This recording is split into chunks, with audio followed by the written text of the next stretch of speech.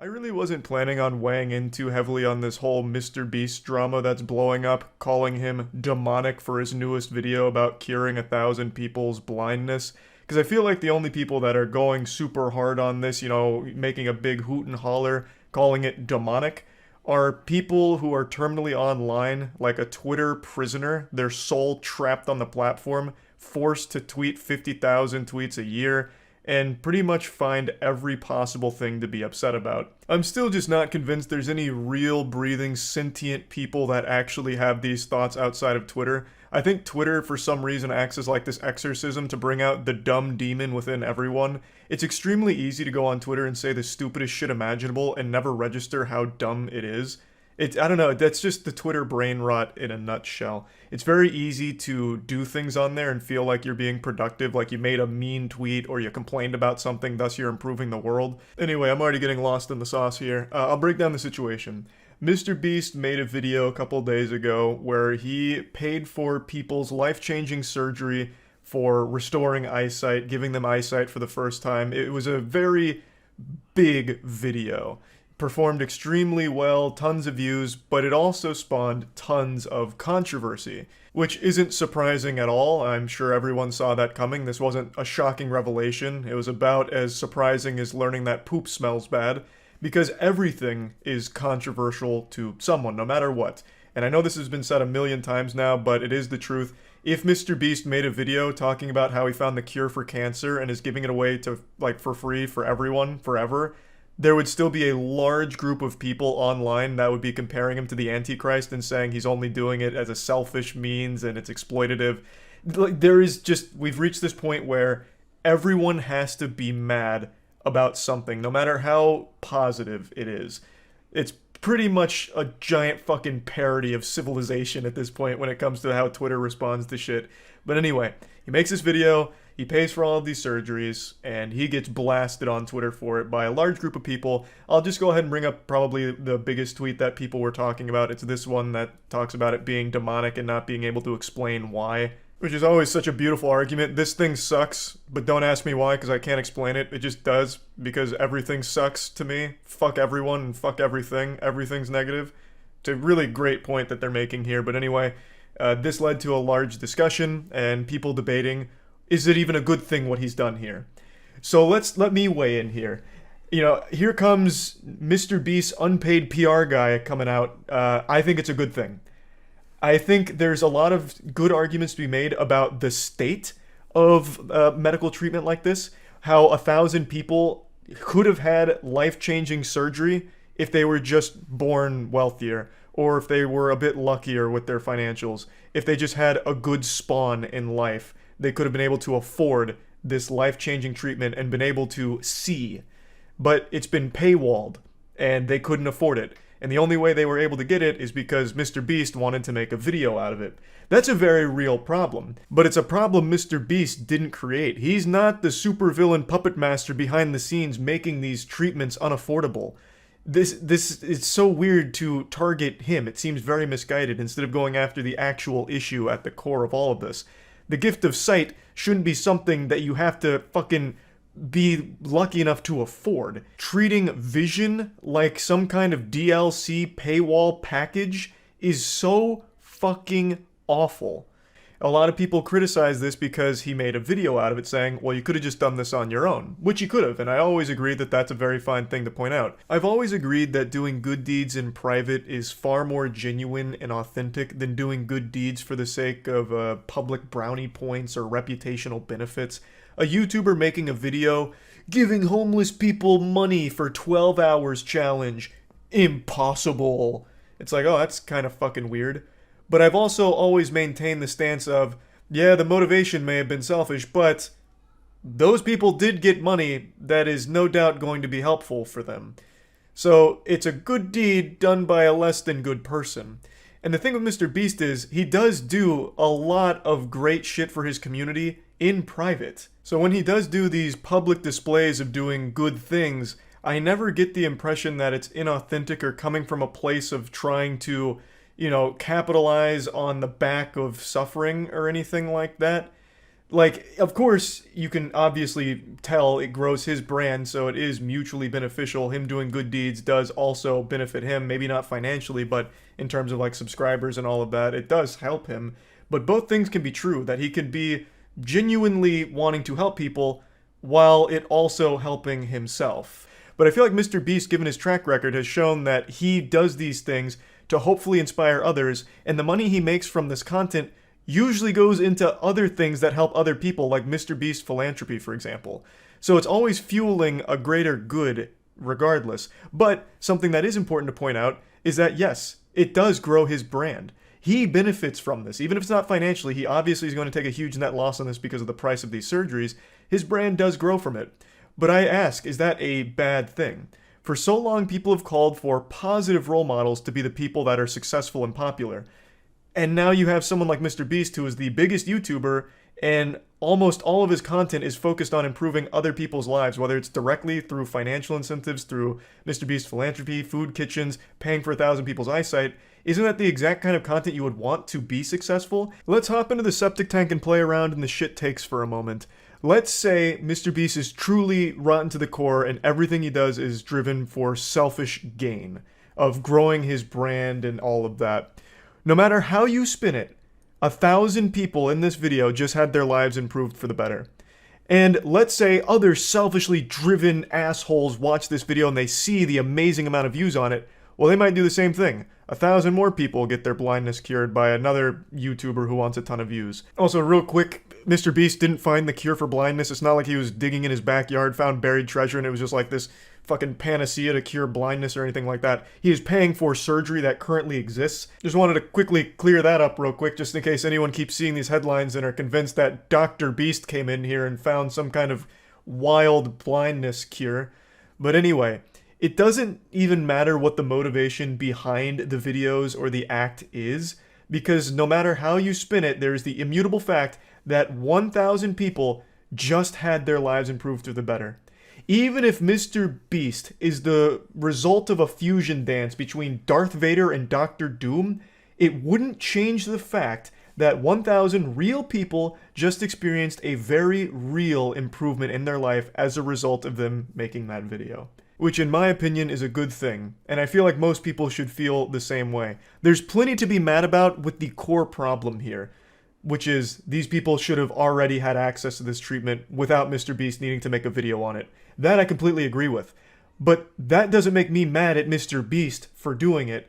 That makes me upset at the system that's currently in place enforcing that. That is the issue, not what Mr. Beast has done. And I'm so fucking tired of hearing this term poverty tourism tossed around when talking about Mr. Beast. It just shows such a gross misunderstanding of what that even means. To try and slap that label on what Mr. Beast does is so fucking off the mark. The worms in your brain must be suffering from parasites. Like, there is so much wrong in your noodle to possibly even think for a second this could be considered poverty tourism. You know what is poverty tourism, and something that a lot of YouTubers have done and is exploitative, is the people that go to, like, when Phidias went to the poorest country in the world, and it's just showcasing, oh, look at how poor they are, and treating everyone there like props for his own video. That's poverty tourism, and I will fully agree that there are cases of people trying to emulate Mr. Beast, like the example I just used, Phidias, and just completely missing the mark and ending up making a video where it's just, hey, look at all these poor people. Wow, they're so poor. Can you believe they're that poor? Maybe we should do something? Like, that's an issue. Yeah, that content sucks. I don't support that. Fucking nobody supports that. When Phidias posted that video, he got dunked on by everyone on the internet. It's not something people like. But what Mr. Beast does, I think, is very far removed from poverty tourism. Now, there is one very legitimate complaint directly at Mr. Beast that I will agree with, and it's the thumbnail. The thumbnail is weird. I definitely think this is one of Mr. Beast's weirdest thumbnails here. It's like alarming, almost. Like, there's like 1,000 words told in this single picture here, and none of them make any sense. So yeah, I think the thumbnail is very odd. But yeah, thumbnail aside, I think what he's done is a good thing, obviously. And I don't really know how you can even justify through mental gymnastics why it's bad and why you hate him for it. It just doesn't really compute with me. What you're actually mad about is an issue he had nothing to do with. Again, I don't think people should have to rely on a YouTuber looking to make a big video in order to get life-changing surgery. That is the issue. It's not so much the YouTuber that pays for that surgery. That I think is just, no matter how you spin it, a good thing for the person. I'm really tired of people speaking on others' behalf, getting offended for other people that they're not involved with and they don't know. I've seen a lot of people attribute feelings to the 1,000 people in these videos saying, man, they must feel so used and exploited. They must feel so violated that Jimmy used them here for a viral video. Well, I'm going to make a counterpoint. What the fuck are you talking about? Do you know them? Huh? Was that you in the video? Your family member? Your friend? I doubt it. Highly doubt it. How are you going to speak for them? How are you going to be mad for them and try and tell everyone what they were likely experiencing? I would wager a guess they're experiencing a high level of happiness.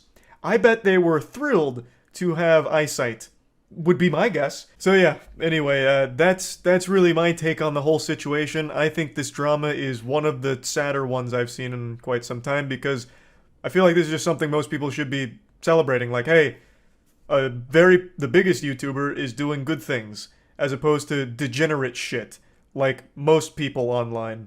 I think that's something to be happy about. There's 1,000 people whose lives have just been improved. I think that's a good thing. Like, I think that's a big thumbs up. There are issues you can talk about as a result of this, and there is a really good discussion to be had about, like, the actual core thing regarding the surgery and the cost of these kind of procedures. I think that's a good conversation to have. But I don't know why it comes back to mrbeast being a bad guy for paying for the surgery. So yeah, I just wanted to talk about that. That's about it. So yeah. Twitch chat is a place where common sense and reasoning goes to die. At least for the most part. There is some unhinged chatters out there, and I swear to God, some of them aren't even like real people. They feel like figments of an imagination from your worst nightmare, or like lobotomy victims all spouting some nonsensical garbage that isn't even related to what's happening in the stream. But now I'd like to introduce you to the final boss of unhinged Twitch chatter. This guy. Danny sent me this today, and I haven't heard anyone talk about this, which is surprising, because this is one of those, like, weirder stories that I feel people would be talking about from Twitch. So this guy made a statement in an unnamed streamer's chat claiming that he was about to go kill some people in a mass shooting, and then he got arrested for it because the chatters warned the FBI, and they actually acted on it. So he said that mass murder was coming soon in the Twitch chat, and then they actually showed up and arrested this man, and he's now about to face some serious repercussions for this. This is also, surprisingly, like the first time I feel the FBI's ever acted on something like this. I can't remember which mass shooter it was, but one of the mass shooters had made a statement similar to this in a YouTube stream, and the FBI was tipped off about it. And they had already, like, identified that guy as a person of interest, and they still didn't act on it, and he actually did follow through and kill people. What mass shooter was that? Does anyone remember? Was it Nicholas Cruz? It might have been. But yeah, so I think this is a good thing. I am happy to hear that they took action about that. 100%. With everything that's been going on, this is a fat W. Huge L for this fucking loser, but like a big W for law enforcement. I'm glad they finally bothered to take any level of proactive action here, for sure. Now, when he was apprehended and questioned by authorities, he admitted that the account was his and that the comments were stupid, saying that he was in a dark place, kind of similar to like a YouTuber apology video, honestly.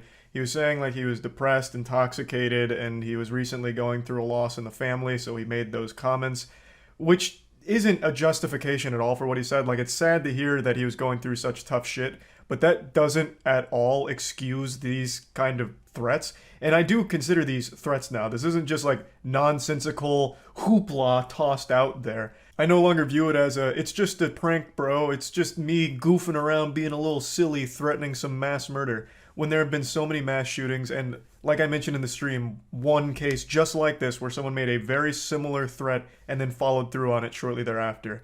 And you see so many times, like almost every time there's a mass shooter, the authorities come out and they're like, yeah, we actually knew that this guy was a threat. We also knew about the things he was saying online. We actually even had him in our custody for a little while. We gave him a fist bump and told him, like, you know, it's all good now. We looked into your eyes, into the windows of your soul, and we decided you probably won't do it. And then he did it. So we were kind of shocked and almost betrayed that he did it. But yeah, we knew like all of these details. And then you always like are left scratching your head like, well, why didn't you act on it? Like maybe get guns away from that person or something. So even if this guy wasn't a legitimate threat, he wasn't some Gotham villain about to poison the water supply or start spouting riddles off to Batman, it's still good, and I view it as a very positive thing that the authorities went to investigate, to confirm whether or not this individual had plans to harm himself or others. I'm glad it wasn't a threat that was taken lightly or falling on deaf ears, just because I don't think there's any reason to take that chance anymore when something just like this happened and did lead to a lot of innocent deaths. So I do think this is a good thing, but I have seen a lot of people making the slippery slope argument about, well, if everyone's chats are being policed and you can be arrested for things you say anonymously in a chat room, that could lead to a lot of other things where people are getting punished for really minor offenses. And I can kind of see where that stance is coming from, that perspective, because, for example, eRob, who is a Twitch streamer, nay, that's doing him a disservice. He's more than a streamer, he's a goddamn icon. eRob made a joke with one of his viewers in his offline Twitch chat about beating him up at TwitchCon. It was just a threat made in jest between two people that knew each other, and eRob got reported for it in the offline chat, and Twitch banned him for a whole month because of that threat, even though it was just a joke. And they didn't fall back on the ban. He spent the entire time in the slammer, in purgatory, unable to stream, all because he made that joke that was taken to the principal's office by the hall monitor, and he was unjustly disciplined for it. So I can see why people would then take this situation, where this man was arrested after his threats, and blow it up to a bigger scale, where if this is more commonplace, who's to say authorities won't start just striking people down for really small things without looking at like the bigger context or even bothering to see if they were joking or whatever. Like I do kind of understand where that's coming from, but I still think at the end of the day, it'd be very dangerous and stupid to ignore threats like this guy was making. Multiple threats about mass murder coming soon, killing 20 people, shit like that. He made himself sound like he was just gonna be fucking piling up corpses in the street. Like that is something that I don't think should be taken lightly and shouldn't be ignored. So I am happy they stepped in for that. So I do hope they continue to take threats like this seriously, because it could very well prevent a tragedy. This isn't the only time a mass shooter has advertised their upcoming crimes. And while this guy may not have had any plans to do it, some of the other ones have and have followed through on it, and authorities didn't act until it was too late. Now this does bring me to an extremely important point to mention with this whole subject, and that's the curious case of Josh Peralt, whom I've made a video on and who's been on our podcast twice now, because his situation was so unique and fascinating and just at times downright diabolical. This shit grabs your nipples and fucking titty twisters them. Like his whole case, his situation and everything is unreal to believe that it actually happened. And it's very similar to what we're talking about right now. Josh, quite a long time ago while playing RuneScape and drinking, made a threat on the game about a school shooting. Don't go to school the next day, that kind of thing. And the Jagex, the company behind RuneScape, the developers, got tipped off to what Josh had said, and they forwarded that information to the authorities. So then the authorities scoot in sideways, kick down the door, throw the cuffs on him, and then absolutely steam his fucking ham. He received 6 years in prison. This was not a light sentence by any means. 6 full years, which he served the entire term of, because they determined that they had reason to believe he was like an actual possible threat. And I'm not going to get into like the actual nitty-gritty of the case, but with all of the information out there, it feels like it was an extreme case of corruption here that led to him receiving a 6-year punishment. He was a kid who was drinking and saying some stupid, edgy shit online, and doesn't seem like there was any real evidence to suggest that he was going to go out and hurt people or do anything horrible, that he was just making those shitty, edgy threats. Now, I do think it was right that they stepped in to investigate, just to be sure and just to be safe, but then after they go through the whole song and dance of the investigation, they should have reached the conclusion that this is just an edgy troll. And yes, of course, get slapped with some kind of penalty or charge about making like ridiculous threats online. That's completely fine and understandable. But 6 years because they viewed him like a fucking terrorist made no sense. So I do think with a case like what we were talking about today initially, and comparing it to Josh Peralt's case, I do think that there is a level that needs to be had from the authorities where they take these threats seriously, but then they also have to be fair with the investigation, where if they determine it's just some edgy asshole with no real or imminent threat to the people around them, well then charge them for the threats, but don't go the extra mile with this vendetta, this grudge against them where you just want to see them behind bars forever. Now, in the case that we're talking about today with the Twitch chatter who made these threats of mass murder, he's currently facing charges of written threats to kill or do bodily harm. Now, that seems to fit the crime. That seems like a punishment that fits the crime. That's exactly what he did. They determined he didn't have any firearms, and they seem confident that he was never actually going to carry out these things. Thus, he's just being charged with the threats of doing these things as opposed to like the potential act of doing them. So I think that overall this whole thing is a good thing from the authorities. It doesn't seem like they're making the same mistake they made with Josh Palault here, where they try and throw the whole book at him, just get the whole kit and caboodle tossed his way. It seems like they know very much what's happening here. They took it seriously, and they're pursuing charges that I think are appropriate for what they've done. Now, I just wanted to talk about this situation because I thought this was a pretty important one. Again, if this was a very unwell individual who was going to carry out something terrible like this, then this would have absolutely just saved lives. And regardless, I think it is still a good precedent to set where you shouldn't be making these kind of stupid, reckless, dangerous threats online in the first place. Like, I do think this charge that he's facing for it is appropriate, and I just wanted to talk about that. That's about it. See ya. One of the largest streamers on the planet just caught a permaban from Twitch. Adin Ross. I'm sure this is a name you've heard of by now. He's absolutely blown up over the last couple years. And last night, he got banned again. This is far from his first rodeo. He's actually a veteran in this field. He's gluttonous when it comes to Twitch bans. He's eaten those puppies like muffins out of the oven. This is his 8th ban, and by far his most severe. As of right now, it seems like this is a permanent ban from the platform, and just like the mystery of why I'm so short, the reason for it is unknown as of this moment. However, a lot of people, including myself, have been speculating as to what the cause could have been. Recently, there's been this unholy floodgate, like a dam that's broken in the mind of Adin Ross's brain, that's led to him making the worst decisions imaginable over the last couple months.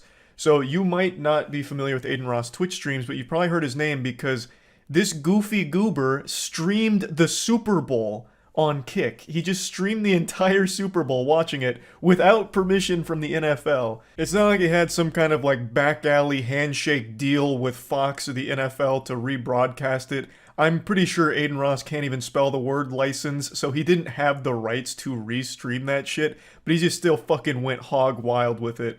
Now, nothing has come from it yet. I don't know if anything will. As I understand it, in cases like this, the lawsuits take a couple months before they start to actually form. So if they do decide to pursue action, it probably wouldn't have happened now anyway. It'd still be a couple months out. That's if they even decide to. Then there's no telling if they will. But clearly it's a huge no-no to freely rebroadcast without the rights the biggest American broadcast. You can't do that. It's illegal. Now, let's say you haven't heard of that fumble that Adin Ross recently did with the Super Bowl thing. Maybe you've heard of him over the last week or so because he also just freely streamed porn on Kick. While streaming, Adin Ross decided to go to Pornhub, I guess to make a point about how you can do anything on the site, and he just he showed porn to his audience, and keep in mind, a lot of his audience is very young. They're minors. They're actual children.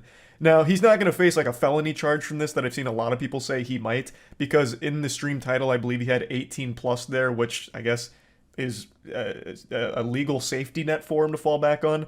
But everyone knows Adin Ross viewers are skewed very, very young. So it's still a very fucking creepy and weird thing to do, especially with that audience and on stream. Now, what makes this really interesting is how hypocritical it is, because Adin Ross has recently come out very hard against porn. He's taken up the Master Shield and he's blocking anything sexual. He's made these very huge statements about how porn will ruin your life and addiction to porn is gonna send you straight to hell and it's gonna make everything in your life miserable. And he's not wrong. Addiction in any form is life-ruining. Porn addiction is a super insidious one that absolutely does ruin lives. But he's taken the stance of porn is the devil. It's the ultimate evil. And then he turns around and watches porn on stream. He just hasn't been making smart choices. It's just been one bad decision after another from him recently. And also, it didn't help that a few clips from his previous streams started going viral on Twitter, and people were calling him racist for those clips. Now, I haven't seen all of them, I've only watched one of them, and to me, it seemed more like a shitty joke that was poorly done, as opposed to evidence of him being a legitimate racist. But I haven't seen all of them, so I don't really know for sure or anything like that. But the only reason I'm even mentioning those clips is because this is another thing people are pointing to as a potential reason for his Twitch ban. But anyway, after his ban on Twitch, he did go live on Kick like an hour or so later in order to talk about the whole situation. And my god, that devolved into complete unhinged lunacy. Holy shit. That went wacko mode off rip. It was brutal. He went from like talking about the general situation immediately into trying to bring on actual Nazis. And I don't use that fucking word lightly. I hate that the word Nazi has become so meaningless and watered down. Literally everyone gets called a Nazi now if it's even a slight disagreement on even a trivial opinion. When I say Nazi, I mean an actual neo-Nazi, a self-proclaimed Nazi. Adin Ross wanted to bring on to stream to learn from, I guess, or interview.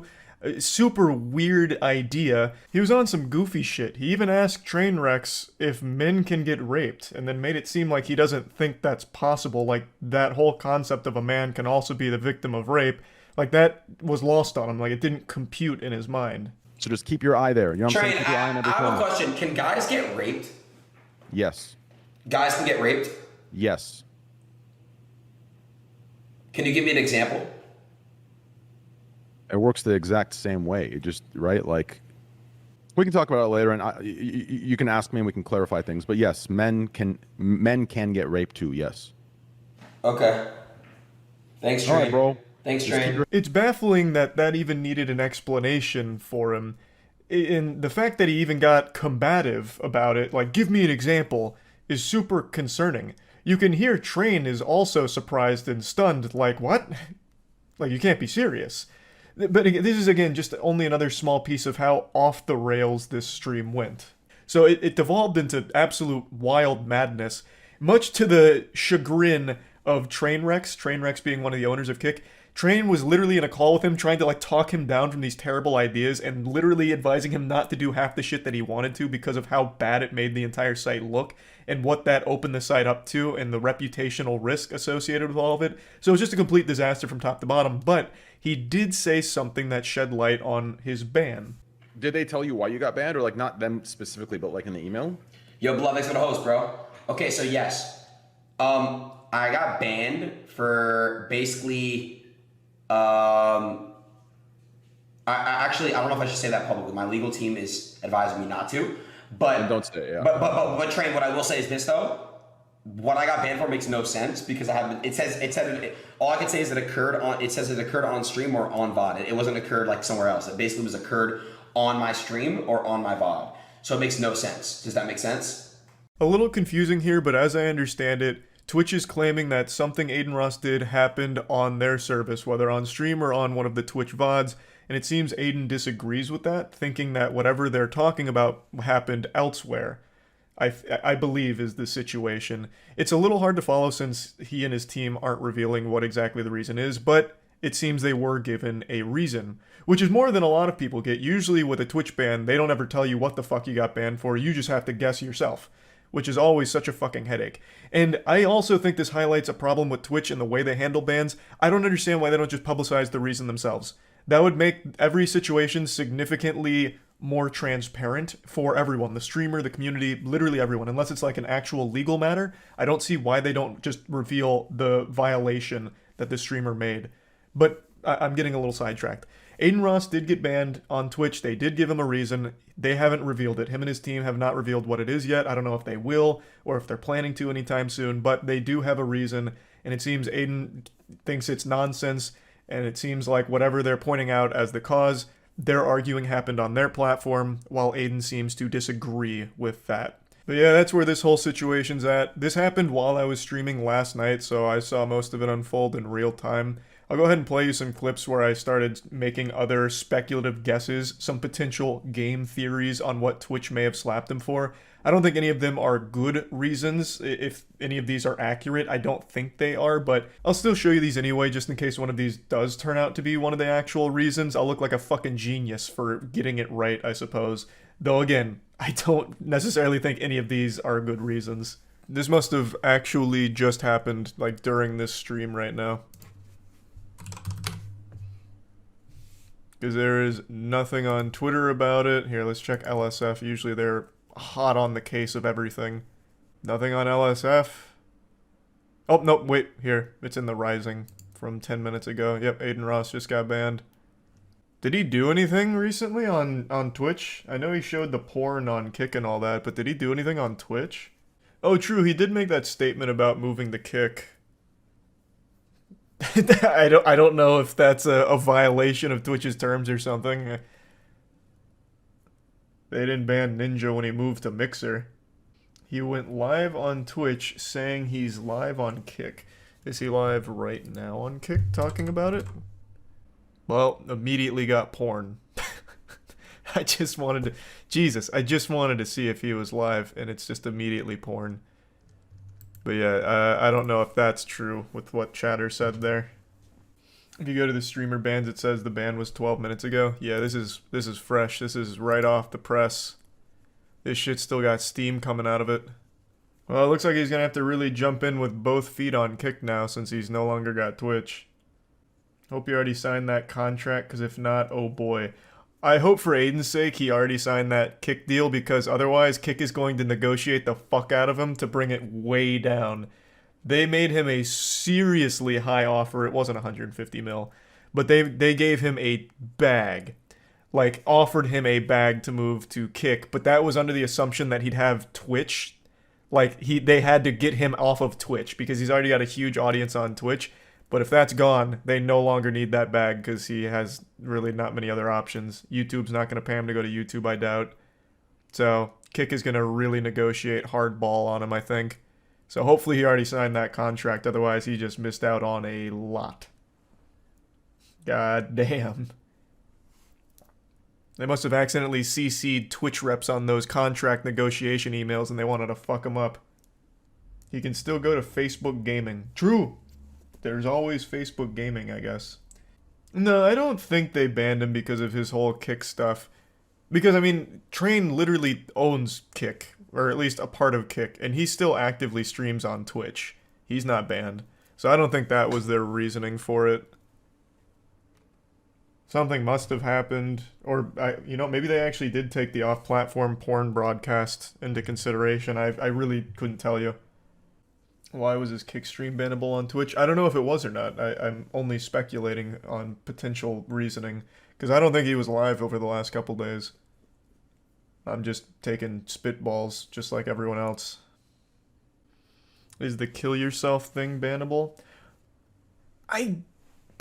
Again, I don't know if Twitch actually enforces the off-platform behavior rules. I think that was just meant as like a scare tactic, like a little boogeyman thing to keep in mind.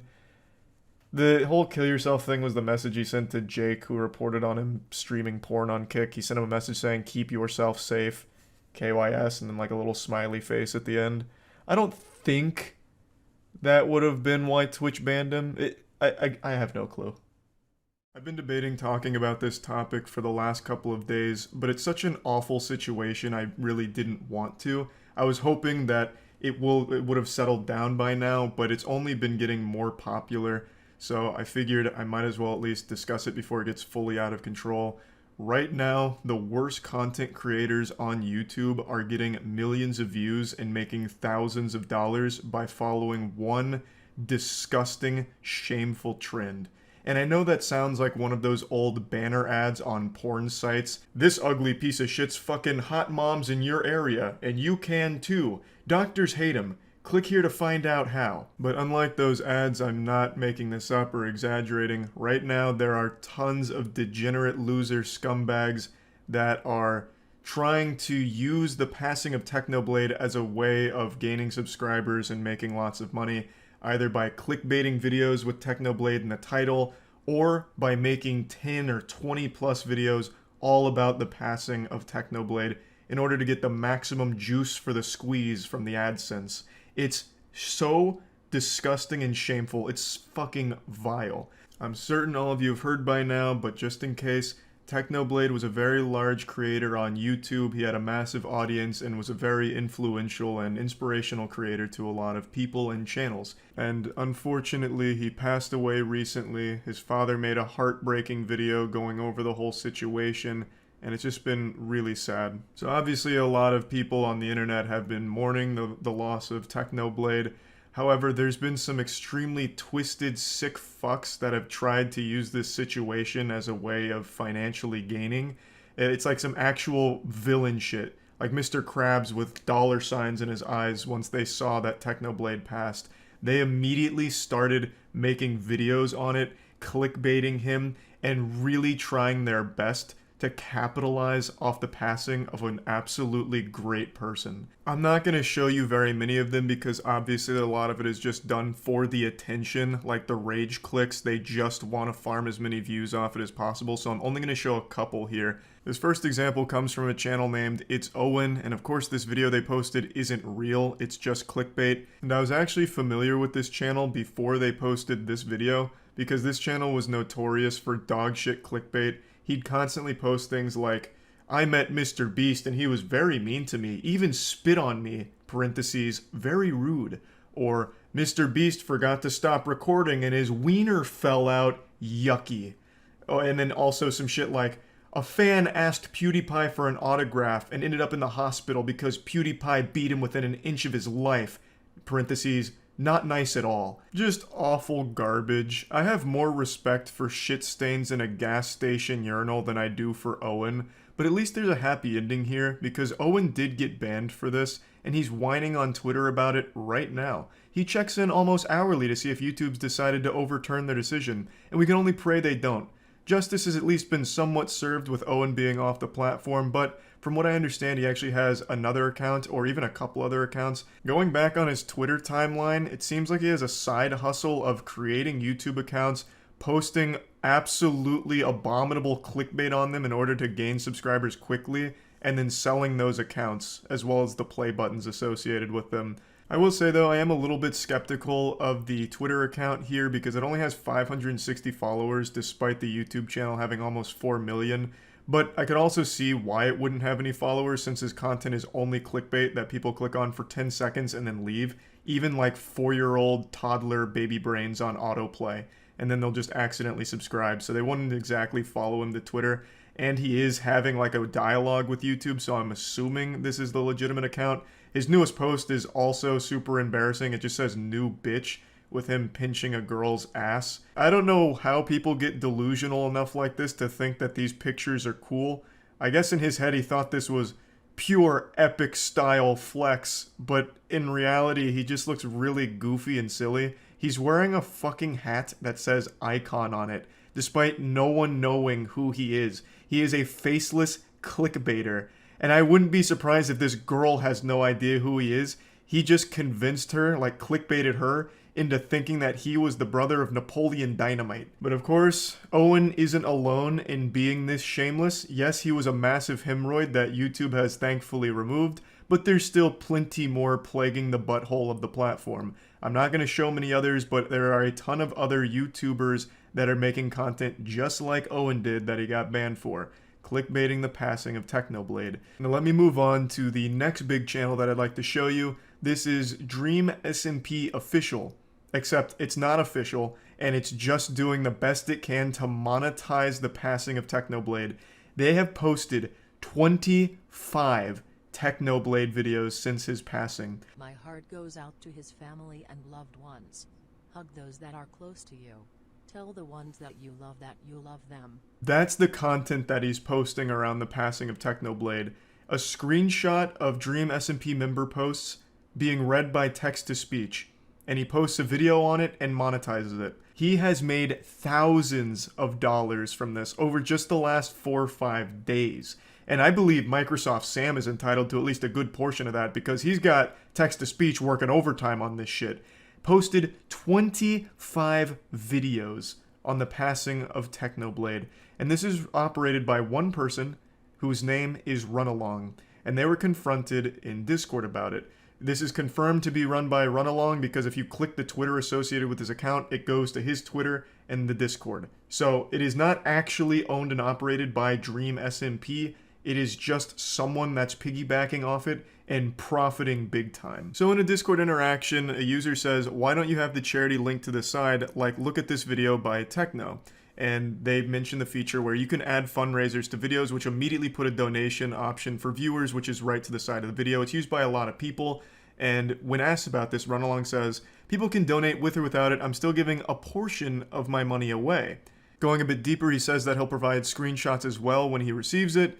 To which they respond, but I have another question. Why so many videos about Techno? I counted 17, so this is probably like 4 hours old because he's already posted an additional 8 videos since this interaction. I understand it's important in breaking news, but 17 is so many. He says, the more I get, the more I can give back. And to which they respond, and the more goes into your own pocket too. Which is absolutely correct. Since he's only giving a portion away, the more videos he makes taking advantage of Techno's passing, which is such a fucked up thing to even say out loud, the more he does that, the more money he is making. And yeah, I suppose by extension, the more money he gives away to charity, assuming he even does that, which I highly doubt. But regardless, this is dog shit. Every person right now, YouTube commentators who have made 9 or 10 videos on Techno's passing, all of them are hiding behind this, I'm giving the money to charity though, so I'm a good guy thing. All of them are using it as a way of deflecting criticism, when in reality it's blatantly obvious all of them are vultures trying to use this situation as a way of gaining subscribers and engagement.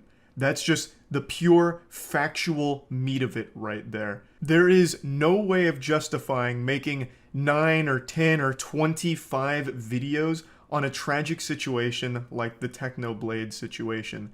There's just no way of ever convincing me that what you're doing actually has a noble cause. There's one commentator in particular who's been in some hot water recently, being called out by a lot of different channels. I'm not going to show them because, again, mainly they do these things for attention and just cheap clicks, and plus I don't want anyone to go over and harass them or anything. But they've posted, I believe, 9 or 10, maybe even 11 videos all on Techno, and they have been trying to take this high road of all of the money that these are generating is going to charity. And then they gave an update saying, we've raised like $1,000 for charity thanks to these videos. But the videos have like, in total, like 3 million views. So bare minimum, that should be like 2.5 to 3K. So they're already being disingenuous with what they're actually making off the situation. All of them are using this as a way of milking a very great YouTuber's unfortunate passing. And they know it, the audience knows it, but they're trying their absolute best to spin it in a way that helps them sleep at night or doesn't make them look like an irredeemable piece of shit to their audience. As this was rendering, I think it's only fair that I mention that the YouTuber I'm referencing posted a video showing that they donated 3K to the charity in the Technoblade tribute. The videos actually earned about 2.7K, which he showed, and then he put in an extra 300 of his own money to get to 3K. And that's cool, that's good, money going to charity. But it doesn't at all change my opinion of him or what he was doing. It doesn't matter if you give every penny that those videos generate to a charity, because that's not the only way you're profiting from the situation. This commentary channel I just mentioned has gained 16,000 subscribers over the last 4 days, where usually they experience 1,000 subscribers per month. So in 4 days, they have 16x'd their normal monthly gain. That's fucking wild. What are you gonna do? Start donating subscribers to a charity as well to make up for it? You're not the good guy, no matter how hard you pretend to be. It's more than just profiting like actual dollars from AdSense. You have gained so many subscribers off of this situation. And even if all of the videos were not monetized, like if all of the Dream SMP videos weren't monetized, all 25 of them had no monetization at all, same with the commentary videos, even if none of them were monetized, you are still directly putting your mouth on the teats of this and milking it and capitalizing off of it. It's always great to celebrate a donation to a good cause, but that doesn't mean you have to celebrate the person that did it. Now, I want to make it clear before things get mixed up here, I don't think there's anything wrong with making a video on Technoblade, like a tribute to Technoblade, talking about them, going over what they meant to you, as well as just the internet as a whole. I think all of that's very positive and wholesome and can be great. And donating the money that those videos make through AdSense to charity is even better. But there is never a situation where you're gonna do that 8, 9, 10 times genuinely. Like, there's just no reason for it. That's milking it. That's taking advantage of it for your own personal gain. There's being respectful, and then there's being shameful. And it's very clear where most of these fall. Videos like what I just showed you from Dream SMP, from Owen, as well as touched on from commentators, where it's exceeding like this crazy amount of content all surrounding a tragedy, that's absolutely milking it and being disrespectful. And while we're already on this topic, there's another really awful trend that I want to bring up in this same general ballpark, and this happens with every celebrity passing ever on YouTube. There's always going to be those children that come from loveless, broken homes that'll make a video talking about why it's a good thing the celebrities died, or summoning that dead celebrity at 3 a.m., or they're in hell, burning in hell, all of that awful, disgusting shit. That's unfortunately been happening with Technoblade, and a lot of people have been posting that content all around the internet, and people have been sharing it in order to go to the video and leave hate messages, and that's exactly what they want from you. The reason those videos get made is for those hate messages in the comments. They're done in order to get quick views from people that are outraged by the content. They're doing it as outrage bait to farm engagement that way. So the best thing to do with that is completely ignore it. That's existed for a few years now in like a big way, and it's probably going to continue to exist, and the only thing you can do is not go over there to give them any sort of attention at all. It'll eventually just die out once they realize no one gives a fuck about them. They're faceless losers in real life, but online they can have some kind of presence by making people mad at them, and that attention is the only thing that gives them some level of comfort in life. It's sad, it's pathetic, but you have to just be strong enough to resist the temptation to insult them on the video, because by going to that video, giving them that view, giving them that comment, you're doing exactly what they want from you. So I just wanted to put that out there. I hate that shit, but you have to just ignore it. I think that covers pretty much everything I wanted to talk about today with this awful trend going around on YouTube. And yeah, that's really about it. So yeah. This is going to be the last video I make on this topic. I just feel obligated to give a little update, a slight follow-up to yesterday's video, since a lot has happened over the last 24 hours and a couple things have changed. Yesterday I posted a video talking about the most disgusting trend on YouTube right now, and over the last 24 hours, it's gotten worse. Just like a porta potty at an EDM music festival, it just keeps getting shittier. I'll quickly go ahead and slap you with the cliff notes on the trend that I'm talking about. A beloved YouTuber named Technoblade recently passed away, and some degenerate low-life douchebags have been trying to use that as a way of profiting, whether it's subscribers or actual money. So that's basically the meat of the situation here, and over the last 24 hours, it's gotten real wacky here. This has taken some really unpredictable twists here that not even M. Night Shyamalan could have written. One of these accounts that posted like 10 Technoblade videos faked a charity donation. I'll get into that in a minute, but it has been getting really fucking awful. But I want to start with the only piece of good news. Yesterday, I mentioned a channel called It's Owen, which was the channel that actually got banned for clickbaiting Technoblade's passing by making videos like mrbeast's final message to Technoblade and shit like that. His account got banished to the Shadow Realm for it, but he was trying to argue with them on Twitter to get it reinstated, and YouTube came out today and wiped their ass with his face, letting him know that he will not be getting his account back and he will not be able to make any further accounts, which I think is huge because, as I mentioned, he had multiple other accounts that he was clickbaiting on and then turning around and selling on Twitter. So it seems like he's also lost access to all the other accounts too. God, that feels good to read. This is a rare YouTube W here. Just served him up a plate of spaghetti and meatballs. Hold the balls. He's off the platform for good, it seems, and in response to this cowardly weenie privated his Twitter account. The once proud Owen, who wasn't afraid to let the world and all the plebeians know that he doesn't give a fuck and that he's proud to be called the king of clickbait, is all of a sudden hiding and retreating into the shadows like a spooked little goblin going back to his cave.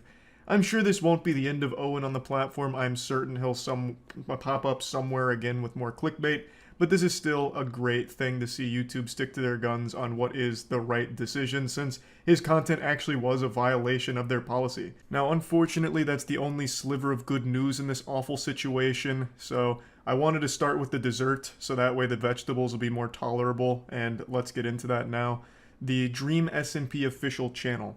This is a channel I talked about yesterday. It's run by a guy named Runalong, who is not a Dream SMP member. This account is not official, despite the name saying it is, so it's already misleading and tricking people into thinking that this is actually made in collaboration with Dream SMP, when it's not. It's run by one guy. It is fully monetized, and as of yesterday, they had posted 25 videos all on the passing of Technoblade, all fully monetized. Now, they've posted up to 27. And since I'm making this video at 5:30 p.m., I imagine by the time this video goes up, he'll probably have posted 1 or 2 more on Technoblade in that time. But right now, they have posted 27 videos all on Technoblade and his passing. In yesterday's video, I pulled up the Discord screenshots that someone had a conversation with Runalong and asked him about the money. He said that he's giving half of the money from the AdSense to charity. So, naturally, you can assume that he's keeping the other half, which means he is directly profiting off milking this Technoblade situation here. Now, he does say a portion in the messages, but I have to assume he meant like half, because a portion doesn't even sound like that much, but I'm guessing he meant half. In the beginning of some of his Technoblade videos, he puts a message on screen that's like this, where he says most of the money is going to charity, so it's a lot of mixed messages here, and then encourages viewers to not skip the ads, which, from what I've read, is almost a violation of the YouTube policy in and of itself.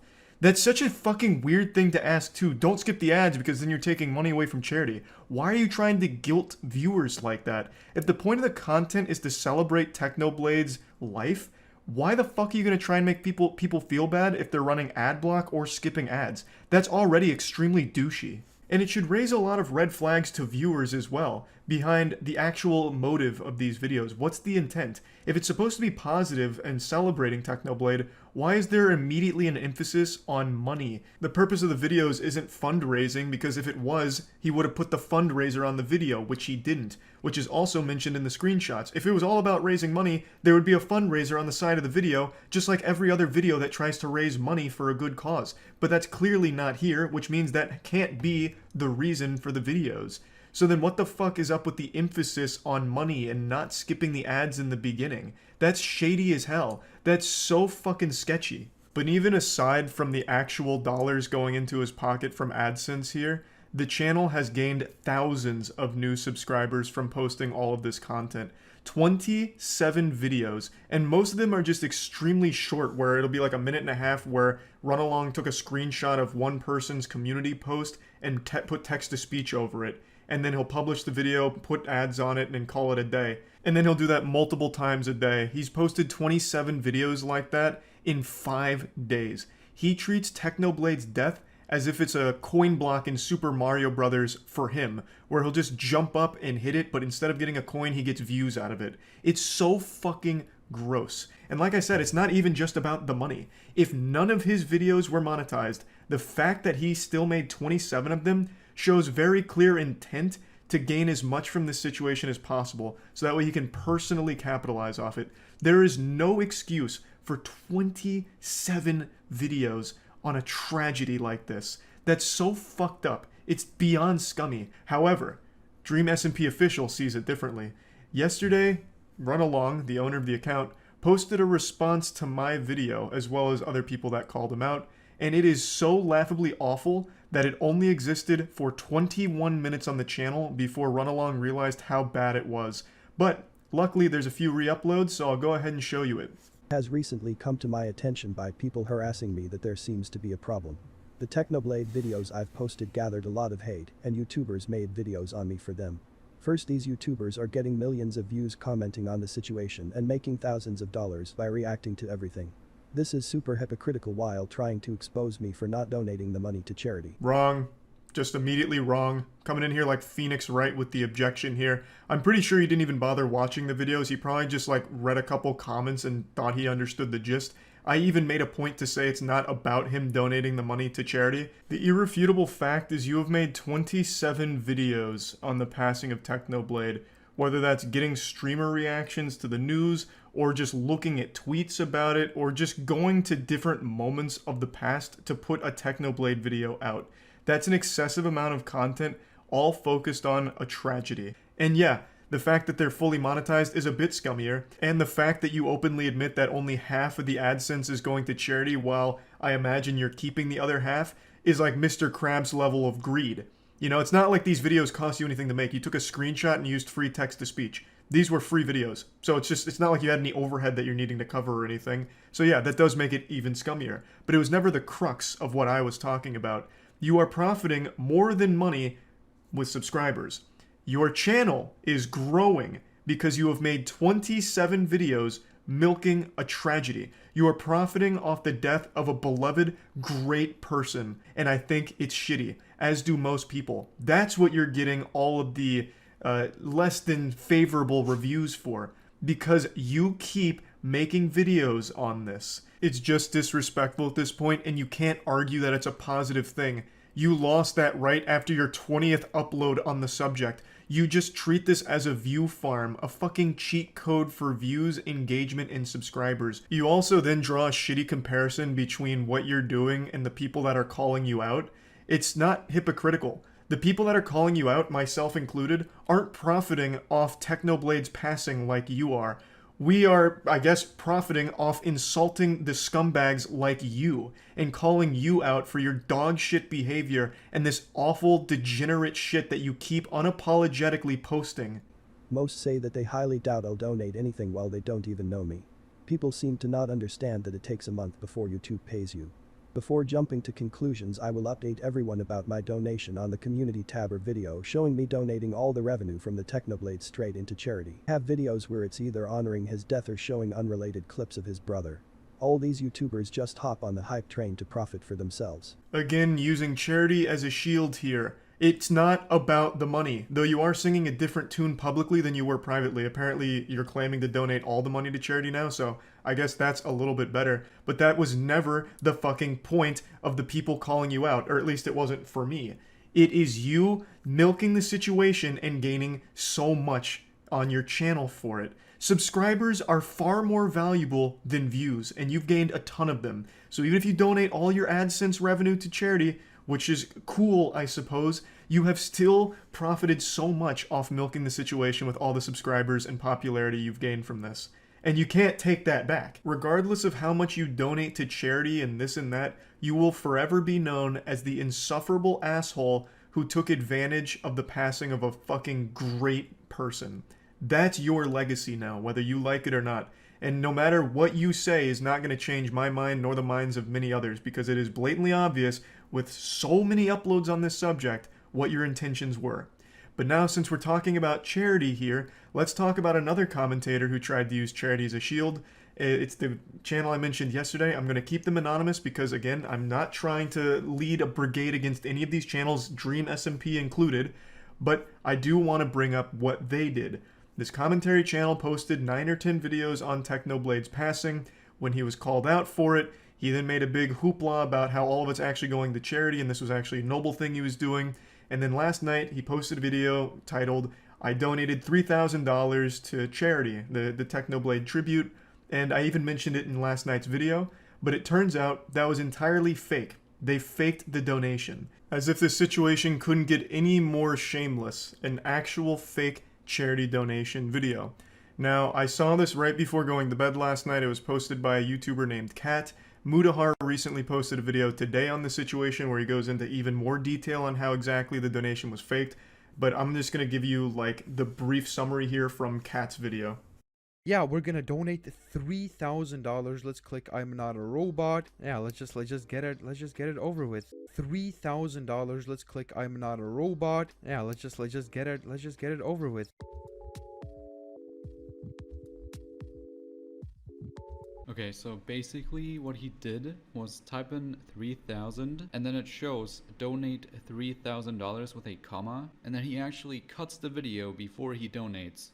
And what he actually cuts out is basically he changes the amount to something lower, and then he used inspect element and then changed the amount to 3,000, but he forgot to add the comma. Caught red-handed with his pants down in the cookie jar. This was an exposed in 4K moment for the cringe compilation. So now let's boot Scoot and Boogie into a more thorough explanation of what happened. This YouTube commentary channel made 9 or 10 videos on Technoblade's passing, And then in their donation video showed the revenue some of the videos had earned, and it was up to like 2.6K.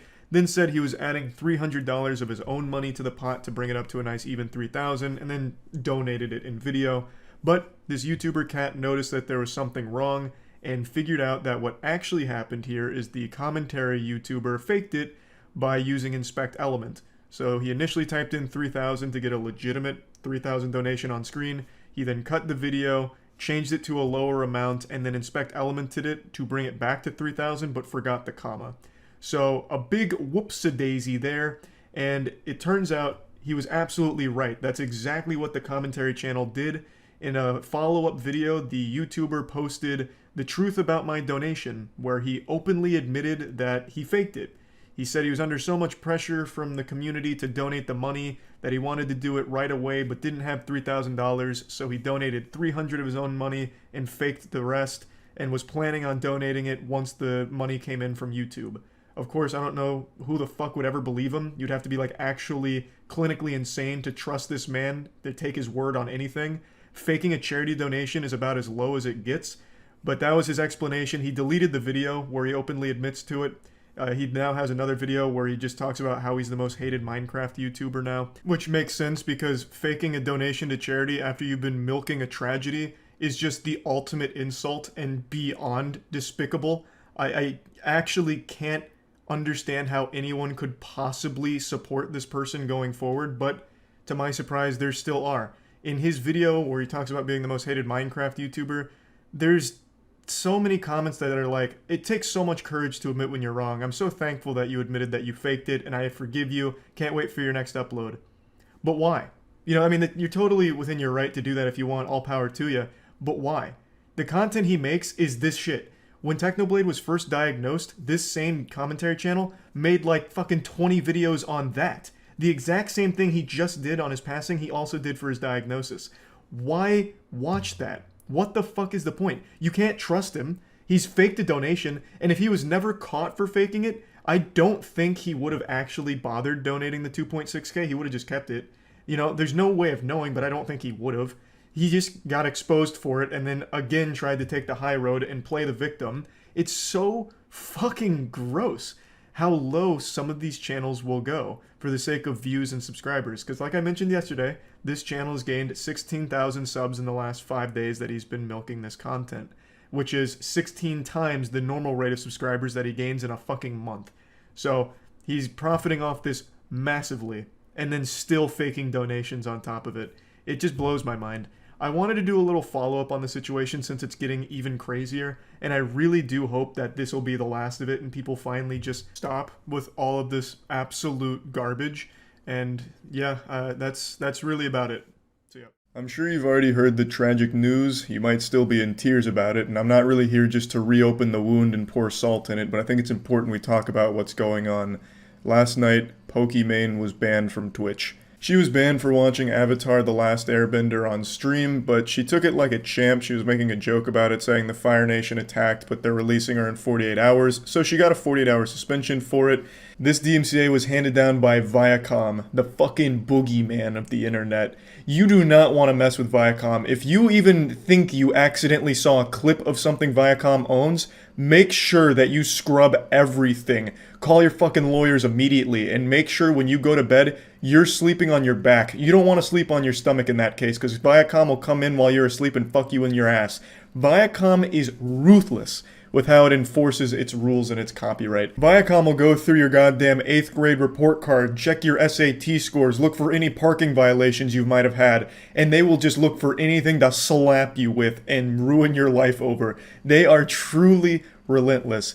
You might not remember this, but back in 2007, Viacom sued YouTube for $1 billion. Viacom alleged that YouTube was engaging in brazen copyright violations where they were profiting off of their copyrighted work with all of these creators uploading their material, which is illegal. And they sued YouTube. It took 3 years for the first decision, which was in YouTube's favor, but then Viacom came back. Some of it was overturned, but ultimately in 2014, YouTube did come out on top. But while YouTube may have won, creators still lost, because do you know what came as a result of this? The automated copyright system, which is still being abused and broken to this day. This situation's super similar to what's happening on Twitch right now, with creators brazenly engaging in copyright violations where they're knowingly broadcasting copyrighted work in their entirety. And they know full well and openly admit that it is a DMCA problem and they just want to see how far they can push it. And when people bring up that this could have a bigger impact on the site than just their personal streams, they usually are just met with the streamer saying they don't really care. They'll just take the DMCA ban for 2 days and then be back like it's no big deal, which is a pretty selfish and silly take, because there is clearly a history they can look at to see how it negatively impacted the entire platform. I'll get into that a bit deeper in a moment, but just off the top of my head, if I had to quickly spitball a potential apocalypse, like an upcoming doomsday if this problem continues, I feel like Twitch might just revert to how it was back in like 2015, where they outright frown upon reaction content on their platform, where they don't really allow YouTube videos to be played and watched on Twitch. Back then, if I remember correctly, even some big streamers did receive like some warnings or even a ban from watching YouTube content. The meta for watching and reacting to content back then was you'd have the big screen, like the main screen, be RuneScape or League, whatever game, and then a small box in the corner for the YouTube video you were reacting to. That's how people skirted that policy, where they just didn't like them doing that back then. So I feel like if this trend continues of just watching full movie series, full TV shows, full seasons of anime, Twitch might just rip the condom off and say it's not worth it anymore, we're not taking this risk. We obviously can't trust our streamers to watch shit on the platform anymore. They're just blatantly disregarding DMCA laws. We're going to pull the plug on YouTube and reaction content, because as more companies get alerted to this, it could be more of a disaster for Twitch. They might just feel that it's better and safer for them to just not allow it. Again, it was frowned upon back in 2015, early Twitch days. YouTube as a streaming service already doesn't allow its streamers to watch YouTube content on there. Ludwig's been banned fucking 3 times in a row for it. So the precedent's already there, where watching YouTube content on other people's streams, is in a super weird gray area. And by these big streamers constantly poking this bear of like, hey, we don't care about DMCA, look what we're doing, it could be a much bigger problem for not just them, but everyone. Because if Twitch does go this route and get rid of reacting to content, that hurts a lot more than just the top 20 biggest streamers. That's a big blow to like everyone who streams on the platform and does more than just gaming from time to time. Again, not saying that's going to happen, but I could definitely see it as a possibility. And she's not the only one that's just been watching full movies and TV shows on stream. It's become kind of the Twitch meta at this point to just watch entire movies and anime. So this whole thing led to a bigger conversation of people asking how stupid are Twitch streamers. Just a lot of people online everywhere just saying how fucking dumb streamers are. This is something I think everyone saw coming. I don't believe there's anyone in the world that's surprised by this DMCA here. I don't think anyone just fucking shot back in their chair, just shocked and spilt apple juice all over themselves going, hey, what do you mean I can't watch my favorite streamer watch the new Spider-Man movie that they downloaded on the Pirate Bay and stream on Twitch? What kind of bullshit is this? What happened to freedom? Obviously, watching full movies, TV shows, and anime is going to get you in trouble on Twitch. You can't do that. Thinking otherwise is like believing in the fucking tooth fairy or flat earth. Like, there is very clearly a line of things you can and can't watch on Twitch. And watching the entire Lord of the Rings trilogy uninterrupted is definitely crossing that line. I'd like to go ahead and quickly jump into the fair use debate and tackle that bad boy, because I see a lot of people defending this by saying this falls into fair use. Fair use is a law that's fucking lost all meaning to people on the internet. It has been bastardized beyond recognition. Fair use means less than the word literally now. People use this for defense of everything, even when it's not applicable, like in this case. You can't take, like, Jake Paul versus Logan Paul boxing match. You can't take that and put it on Twitch, even if you're just commentating over the whole thing. You can't do that. You may have paid for that match, but you can't just freely broadcast it to people who can't, no matter what you do to it to transform it. That is no longer fair use.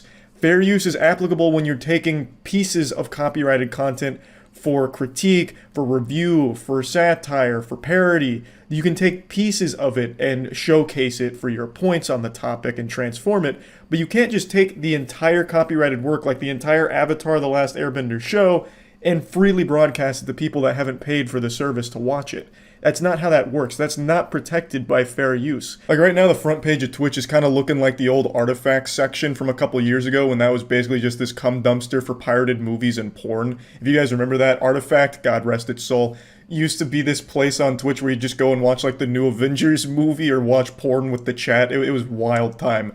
that's kind of evolved now, and now we're reaching like its final evolution where now the biggest streamers on the platform are just watching, pirated content or just full movies and shows that they may have purchased and are now rebroadcasting for people that haven't, which is a problem. So I'm not going to name any names. I'm not here to snitch, even though it's not like some kind of well-kept secret. This isn't something flying under the radar, because a lot of the top 20 biggest streamers on the site are the ones watching this anime and TV shows in their entirety. This isn't exactly something that's going on in dark alleys and talked about in hushed whispers. There's like fucking 40,000 people per stream watching the streamers watching anime. So it's not exactly like you have to go to the fucking deep web to find it. It's literally like on the front page sometimes. But even still, I'm not going to name any names here. I'm not here to raise my hand in front of the class and call somebody out for chewing gum or anything. Now, it's no secret that I also watch a lot of YouTube content on my Twitch streams, watch some clips from shows on my streams. In fact, last night I did a YouTube night at twitch.tv/moistcritical, baby. We got real fucking wild last night. You definitely don't want to miss it again. I'll put a link in the description to the streams.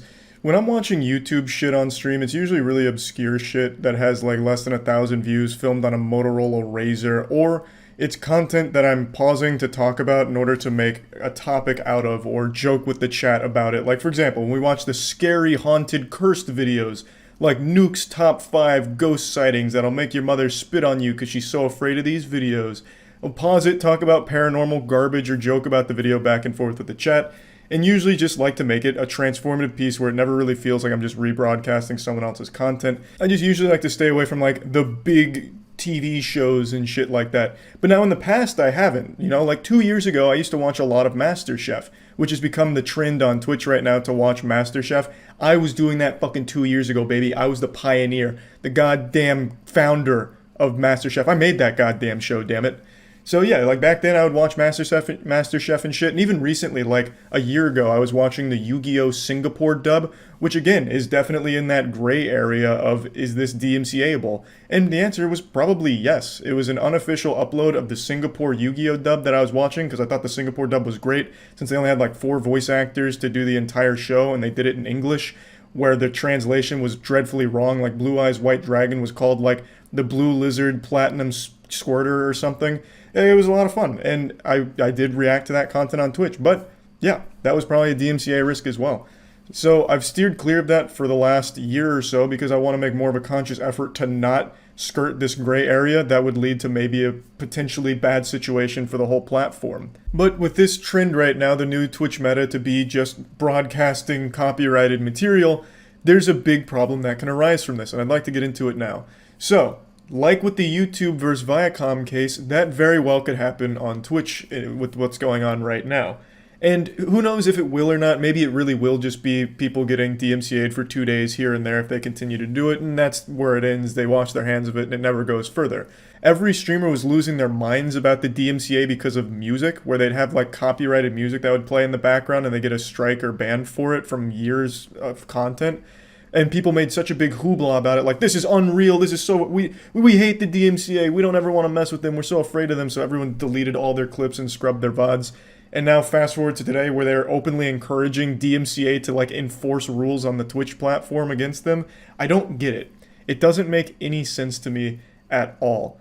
It's very similar to the Viacom versus YouTube case, but I also think Twitch is in a worse spot than YouTube was because Twitch can't make the claim YouTube did of they don't know whether or not the content being uploaded is paid for and licensed or if it is illegally uploaded.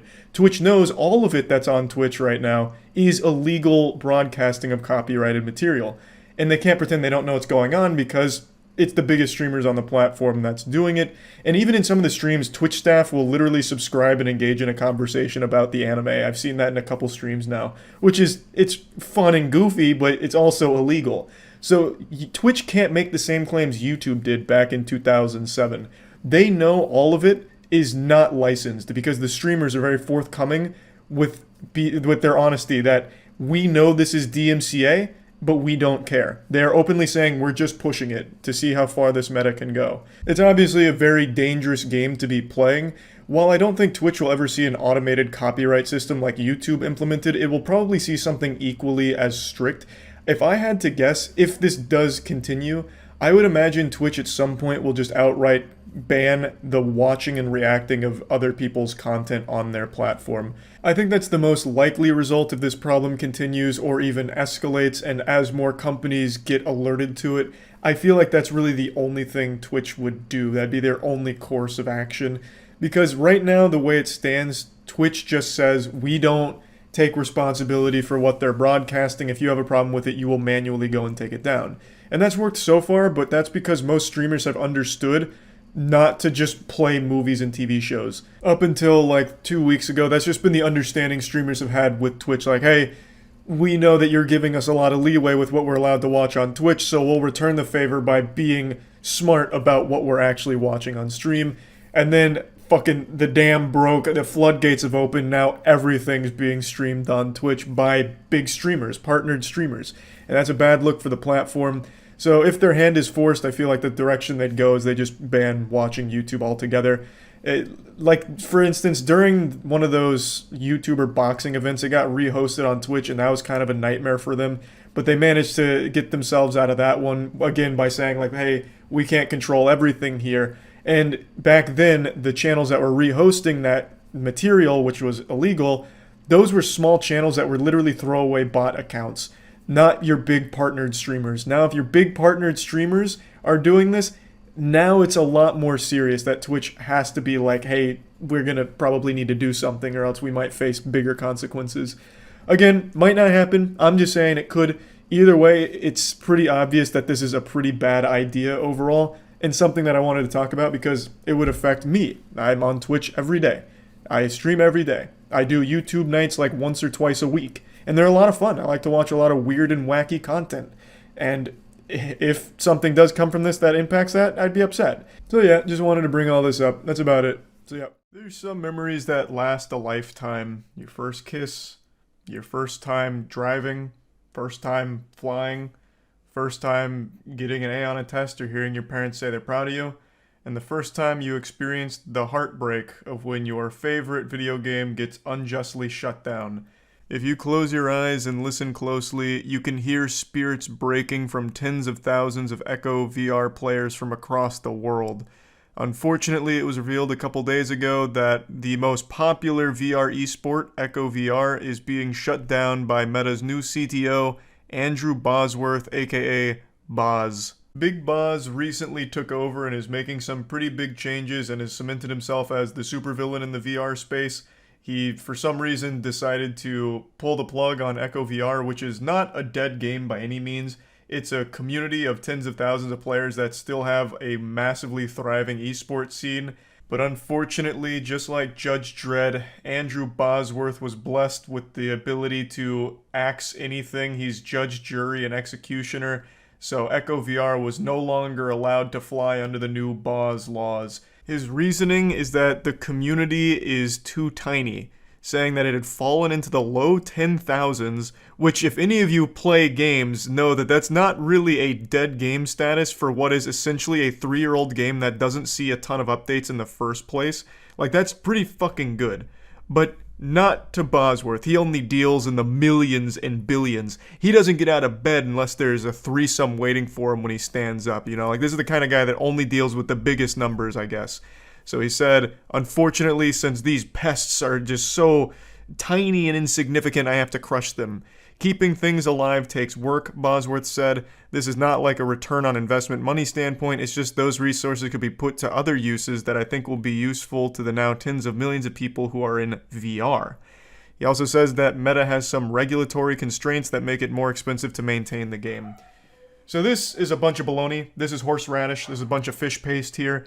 That is a sizable community. That is a pretty strong user base for a game that's 3 years old and does not get active updates. You don't have a team that's on this that's dedicated to working on it around the clock. I just don't believe that's the case. I really don't. I don't think there's a ton of resources that are spent on the game as is, and I don't think taking those resources is going to somehow curb Meta's hundreds of billions of dollars that they're losing already. I'll never understand decisions like this from companies that could clearly afford to just keep this running and maintain the goodwill of tens of thousands of players.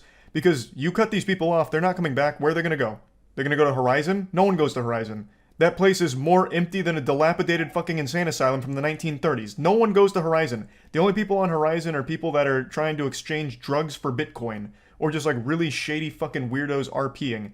So these players are not going to Horizon, and it's not like you have a ton of other products to offer them. They're just not coming back. They were there mostly for Echo VR, I imagine, and now you've made them hate you. So you've lost them. I feel like the goodwill of them is more lucrative long term than the 4 or 5 developers that you may have been able to take off of Echo VR and put on your ad space, your mobile game ad functionality, or whatever the fuck you're going to use them for. It's a stupid decision.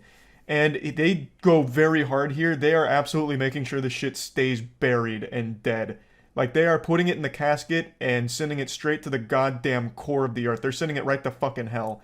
Echo VR will never see the light of day if it goes Boz's way. The Boz went on to put his dick in his mouth one more time. He said, I will add one more thing on this. I know people are really focused on it understandably, which is that we looked at if we can open source it, and the answer is basically no. It's very deeply entangled with a bunch of our systems, and there's no. It'd be even less cost effective to do that. Can we spin it out or sell it? No, because we want the Ready at Dawn team to be continued to be focused on these other projects that we're excited about that I think are going to have a bigger impact on a bigger number of people on driving more adoption. I don't know if he realizes how big of an asshole he sounds like every time he opens his mouth. Everything that comes out is all about numbers. You guys are small, so you guys suck, which is why we're abandoning you out in the cold. Fuck you. Find your own way home. Like, it's fucking silly. If the game was truly dead, like it was a really small community, then I'd understand it. Like, that makes sense. Most people would understand it. But the game's doing, like, really well. They have, like, 3 other LAN events this year that have, like, $200,000 in prizing. Like, it's not a dead game. It's really not. They could have, like, just, you know, if they want to focus on other big projects for the Ready at Dawn team, you could just keep the game as is and then have them still work on the other shit. The game is not seeing a ton of updates, and it hasn't in, like, 3 years. So if you just kept it the same, just keep it running, just keep the fucking lights on, like that's the bare minimum, people would probably still be fine with that. And then they could focus on whatever other bigger projects you think are going to entice a bigger number of players to come to the fucking metaverse and, you know, the Oculus, whatever. I just don't see why you couldn't have your cake and eat it too here. It just seemed like a really simple move. He even admits openly that the previous CTO, John Carmack, wouldn't have shut down the game. And do you know why? Because he's a guy who fucking gets it. He's not perfect, no one is, but he at least understands basic shit like this. Whereas Boz doesn't, because you know what Boz is? He's an ad guy. Before he was the CTO of this shit, he was just an ad guy. All he did was fucking ads. There's a great video that's made by a channel called Thrill Seeker that I'd like to show you some clips of. He covers this whole thing in depth, so I highly recommend it. I'll put a link to the description. I'll put a link to the video in the description. But I just want to show you a little bit more here about the situation because it's kind of interesting. Oh, did Thrill Seeker make a whole video on the Echo VR thing? Yeah, I know the situation. Meta shut them down. Why is this happening? Why kill a game with tens of thousands of active users? And is this really how Meta is going to operate? Because that's just Facebook in a nutshell, baby. That's just Meta in a nutshell, baby. Fuck everyone, fuck everything. We're just gonna lose money and you can't stop us.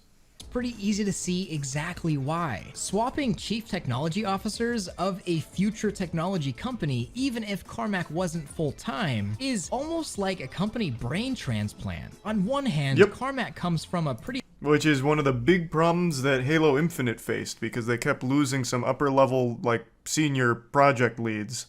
So every time they got replaced, the whole vision started to change and everything kept getting muddier and muddier and muddier, and then you get the absolute fucking mess that Halo Infinite became. That's why making those kind of massive swaps in the middle of projects is always a fucking disaster. Bosworth, on the other hand, is cut from totally different cloth. He's been at Facebook since 2006, and he made nice. his claim to fame within the company, making Facebook money as the vice president of ads. That's right. Hey, what a great fit for gaming. That sounds amazing. Let's take the vice president of ads and put him on the gaming space. That's just a seamless fit. Fuck yeah. That's the Boz, baby. Why the hell would he be put on the gaming space? What do you mean? Gaming is a multi-billion-dollar industry. Taking a guy who's all about just making money off like ads and shit, trying to monetize the gaming space, 100%. That's why they put him there. Plus, Meta lost like fucking, Jesus, what was it, like hundreds of billions of dollars or something in valuation over the last year? They're desperate. So they're gonna sick the buzz on the metaverse, on the gaming space. We had a gaming legend, and now we have the legend of advertisements in charge of VR. And as But look how cool he hilarious is. and sick as that is, So what happened here? It just dwindled. You know, the user base is small. It's loyal as all get out, but it's small. It's measured in, you know, the low 10,000s. Those resources could be put to other uses that I think will be useful to the now tens of millions of people who are in VR. And at some point, you have to make those choices. so The tens of millions of people in VR, I can assure you, are not in the metaverse. Brother, that place is barren and empty. That place is like every 16-year-old outcast's birthday party. There is nobody in there. So yeah, there is a lot of VR users these days, and I'll tell you where they're not. The fucking metaverse. They're on like Gorilla Tag and shit like that. Yeah, I know. Him calling 10K small obviously just shows how delusional he is when it comes to like player-based numbers, because this is an ad space guy. 10,000 people is nothing to him. When he's working with like Facebook mobile ads and shit, that is barely a blip on the radar. That is a completely meaningless number to him. So he can't really separate that number in the ad space to the gaming space. Because a 10K, and I think it was, I imagine it was more than 10K. But even just a 10K user base on a multiplayer VR game is pretty fucking good. That's a strong community. But I do need to think about return on investment. And I'm not talking about money back to Meta. I'm not talking about trying to make money. I'm talking. That's good, because Meta doesn't make money. And you know who's not going to solve that problem? Goofball Boz. So I'm glad that's not on the priority list, because that shit is not happening. Talking about the return on the human capital, the people that could be doing something that's going to affect millions of people, but instead they're trying to keep something alive that affects 10,000s of people. I love how deeply it affected those people, but I just got to make those calls. It's part of my job. His job is legitimately to be hated. This guy has done nothing that people appreciate except for soulless corporate suits. This guy is a fucking chronic loser. He is an ad space guru. He pumps ads to kids on Facebook and now shuts down games that people like. This guy's entire position is to just be disliked. To be an unlikable heel. What a fate. What a fucking fate. Corpo slime. I mean, pretty fucking much, man. but beyond cosmetic paid DLC, the game hasn't really been updated at all since it came to the Quest 3 years ago. And half the game, I didn't know it was in that my old. opinion, the better half of the game, Echo Combat, just never came to the Quest at all. It's stuck on PC for no reason. And at this point, it's honestly impressive that Echo still has a community as large as it does at all. But Wait, so is Echo... Did they still have a component elsewhere off of the Boz domain? Oh, because they haven't taken it down yet. Okay. I'm talking about when they take it down. Are they affecting the one that is outside of the Quest? Like, are they taking the one that is on PC? Does the whole thing come down? Like, the PC one comes down too? Yeah, because they're shutting off all the servers. Got it. Okay. some people really don't care, and they'll just bend over and take it from any corporation that'll give it to them. But really, why do I even care? It's just a game. I will say, though, as far as corporations go, I think Meta has the least amount of meat swallowers in the world. Everyone from every walk of Earth hates Facebook, and Facebook is a company. Like, no matter where you are in the world or with your beliefs, everyone equally fucking hates it.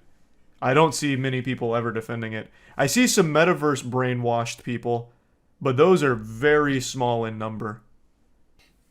Echo VR has need everyone's help to save Echo VR. It has 3 to 4 yearly LAN events and multiple esports leagues. Has a dedicated user base, putting money into making it the biggest VR esport. Yeah, so when this story broke, I kept seeing it touted as like the biggest VR esport. I don't really keep up with the VR scene much, so I wasn't very familiar, but I still think that's pretty cool.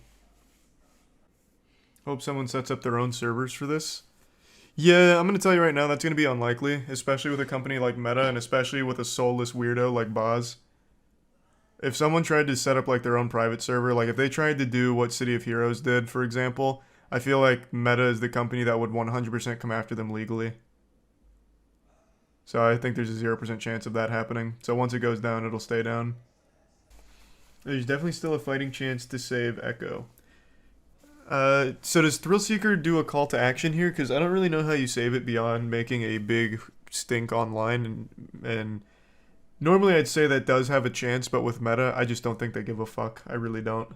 Someone out there has created a functional mod loader for Echo VR called the Vega mod loader. This has been used specifically in the past for professional Echo tournaments, mainly to change the server to play in a LAN environment. And those are kind of crazy also setup make some here. other adjustments with the Vega patch. The community is going to eventually reverse engineer the servers, whether that takes months or years to do, which it could take years. They're going to do it. So if they're they absolutely can do it. Like they absolutely could do that, and what would happen is Meta would sue them. It'd be a cease and desist if they keep going. That is exactly what happened initially with City of Heroes, and they ended up running private servers in secrecy for like 8 years, which was in a very big legal gray area. What are you doing, Io? Why are you trying to eat the trash can? I really do hope that they don't do that. Because there's absolutely no harm in having the private servers. It doesn't hurt Meta's bottom line. What are you doing? What is going on over there? It does nothing to Meta's bottom line. It does nothing to their company. It is completely a victimless thing to just have private servers of Echo VR persist.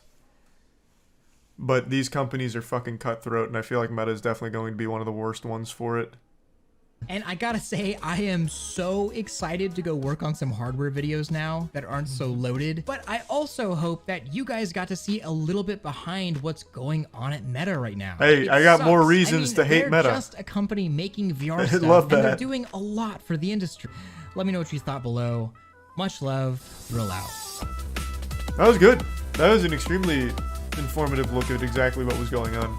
I had a baseline understanding of what was happening, but this was a lot deeper into it. So now I have Two orders of magnitude an less space antagonist. to play with, thermal space to play. Boz. Hey asshole, I've got 2 important questions for you. How far would you go for a sponsorship, and how far would you go for YouTube views? Would you crash a plane? Would you commit a felony? Huh? If your answer to that question is no, then you're a pussy and a coward. Take it from my man Trevor, who recently possibly crashed his plane on purpose for the sake of a viral YouTube video, which was also a sponsorship deal. It's a pretty wild story, and one that I've been following actively since the day it was posted, which was about 13 days ago now. So just to break it down, I'll go ahead and play some footage quickly. An extreme YouTuber named Trevor, who's known for doing extreme shit like piloting, parachuting, skateboarding. I swear to God, this dude will finger blast your girlfriend while hitting a kickflip. He recently posted a video called I Crashed My Plane, and in the video he takes his friend's ashes and says he's going to spread them over his favorite mountains, but while on the flight, something goes awry. The engine stalls and he immediately abandons ship and just bails out of the plane. It honestly looks like in a video game when you press the wrong button when piloting, you just like accidentally jump out. And then he makes sure to get his GoPro and selfie stick ready so he gets some awesome footage of him skydiving basically from the plane that is inevitably going to crash. And while watching this, it seems like a scene right out of the Power Rangers movie from the early 2000s with Ivan Ooze, where the Rangers skydive, but they're hitting like all these gnarly tricks on a surfboard. That's the exact same vibe I got from this part. And then he parachutes, he lands, and then he hikes up to the crashed plane to observe the wreckage. And you can see it's completely totaled, it crashed into the side of the mountain, and then he's just kind of talking about it and then hikes back to civilization. Now I watched this on stream last night, that's twitch.tv/moistcritical. I stream every day, come stop by, it's the only stream guaranteed to get you laid. I'll put a link in the description. And while watching it with chat, we were just kind of going over everything, and then I watched a video that kind of talks about all of the things that are wrong with it. I'm no pilot, I'm really fucking dumb when it comes to aircrafts and everything, but there's a lot wrong with the video that the actual pilots have pointed out, and a couple of them that I'd like to just mention right away is almost no pilot flies with a parachute. That is very alarming for most pilots to see, apparently. and even he himself never flies with a parachute. In all of his other videos, he's never wearing one while piloting.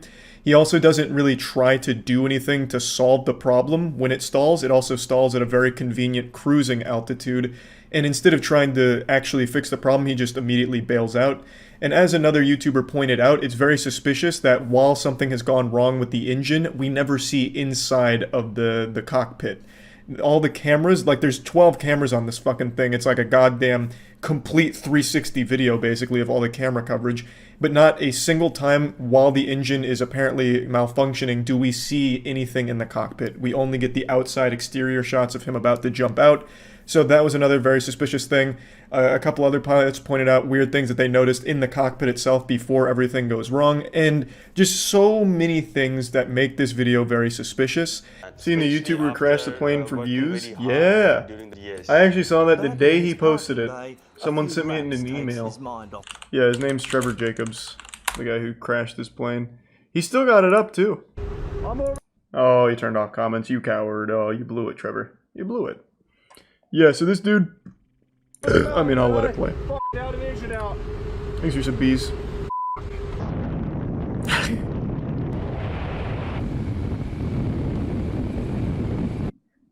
So, to break it down, well, you know, let me just let it play and then we can go over it.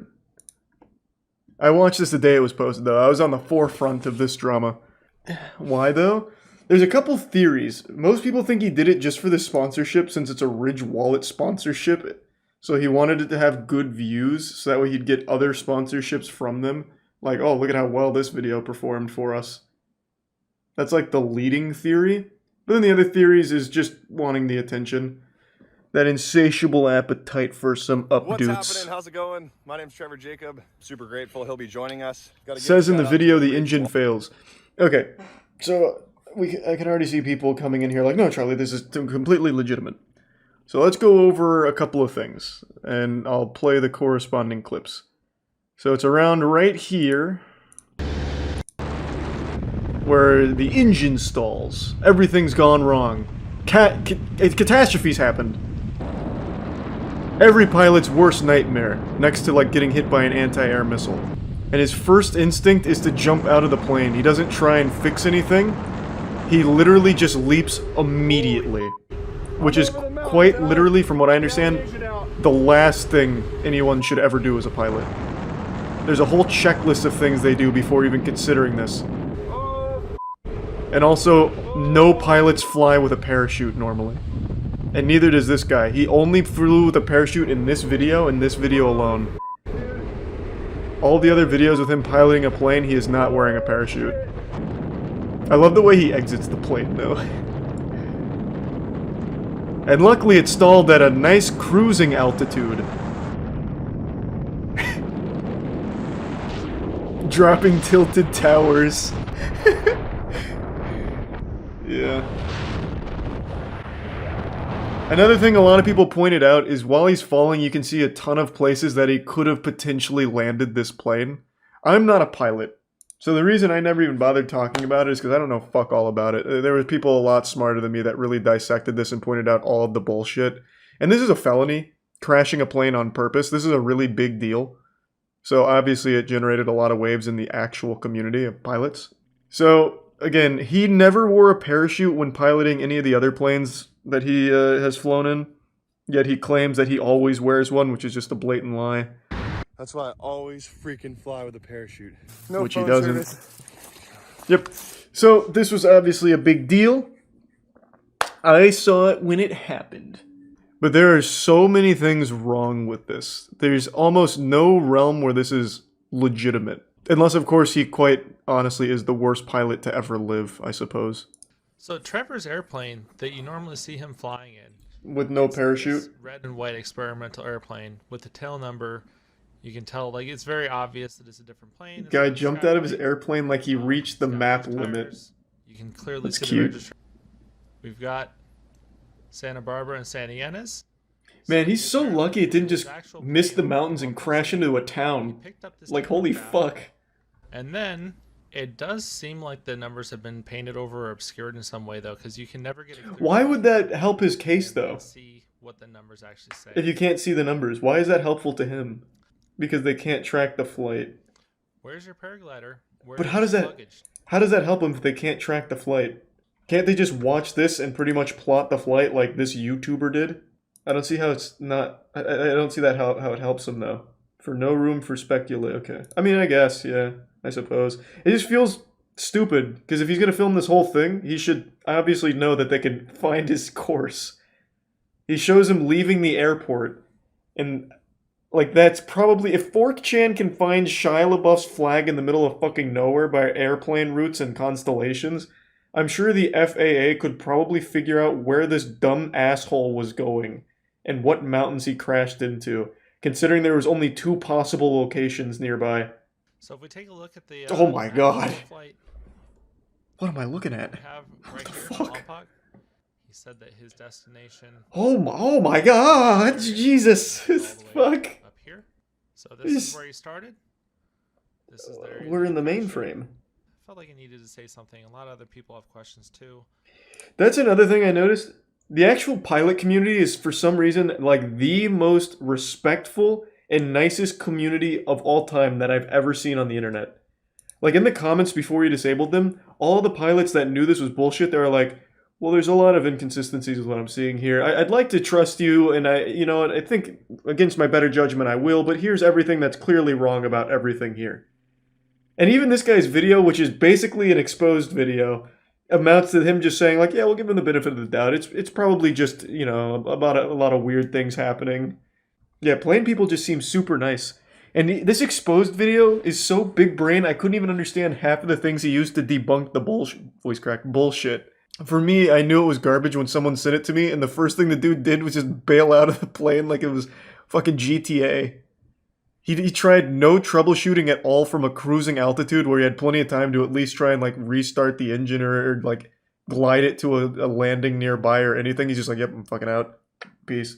And then he has also one of the worst actors I've seen in a minute when he's like hiking through the place. He's like, oh my gosh, the freaking universe just saved me. The freaking universe is so good. This is why I always freaking parachute. I wonder if he's actually going to say anything about this at any point. I would imagine probably not. But he's kept the video up. So I wonder what's going to come from it. Again, it's a serious crime. Like a very serious crime. Low-key terrorist attack. I mean, it is, yeah, not super wrong. He just bails out of a plane and lets it crash. It could have crashed anywhere. He had no control over where that thing was going to crash, nor who was in the area nearby. And as we just saw in the last video, there's like a whole town that's not far from these mountains. And by not far, I mean they're literally right next to these mountains. Now, I didn't mention this on stream, but it's something I thought of right after ending stream. If this video didn't have the plane crash, then what was the purpose of the video? It's basically just a video of a guy flying his plane and then landing it. I guess the draw of the video could have been spreading his friend's ashes, but that's a very personal thing and not exactly like a viral piece of content. And Trevor's channel is full of nothing but extreme moments, like all of his piloting ones have like scary stories or taking people up that are very afraid, and it's all very like exciting stuff. Whereas if this video didn't have the plane crash, it's literally just him flying and then landing. And this has a sponsor on it. Sponsors typically want to be on a piece of content they're confident would perform well. A video where Trevor just flies and lands isn't exactly going to be something that really fucking pops off in the algorithm or anything like that. But a plane crash, well, that has the potential to really get wacky, and especially for a sponsorship, it'd be something they'd be confident in doing well. And I'm sure Trevor would have come up with a plan to make the content more exciting, considering all of his other content is, like, over the top. Whereas this one would have just been flying and landing. So it just seems really out of character, and there could be merit to that argument where, because it was a sponsorship, Trevor felt like he needed to do something bigger, so he came up with this plan of crashing the plane. Again, all of this could be completely genuine. Maybe all of this is real, the plane really malfunctioned, there was no saving it, so he bailed out. But with everything pointed out by the actual pilots in the community, as well as everything they were able to uncover, it seems unlikely. It seems more like this was a stunt to generate views and interest in his channel and content, which is pretty fucked up if that is the case. But anyway, I just wanted to talk about this. That's about it. See ya. No one likes Twitter. Twitter is trash. We all know this. It's not a hot take and it's not exactly brave. No one's going to sit there and like applaud me like, hey, Charlie's really finally saying what everyone else is too afraid to say. No. Everyone knows Twitter is probably the worst social media platform to ever exist.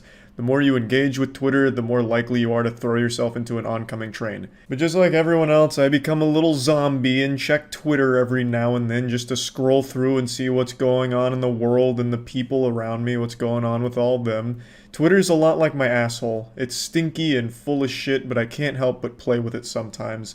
And this morning I got up and I checked Twitter, and something just immediately made my day worse for having read it.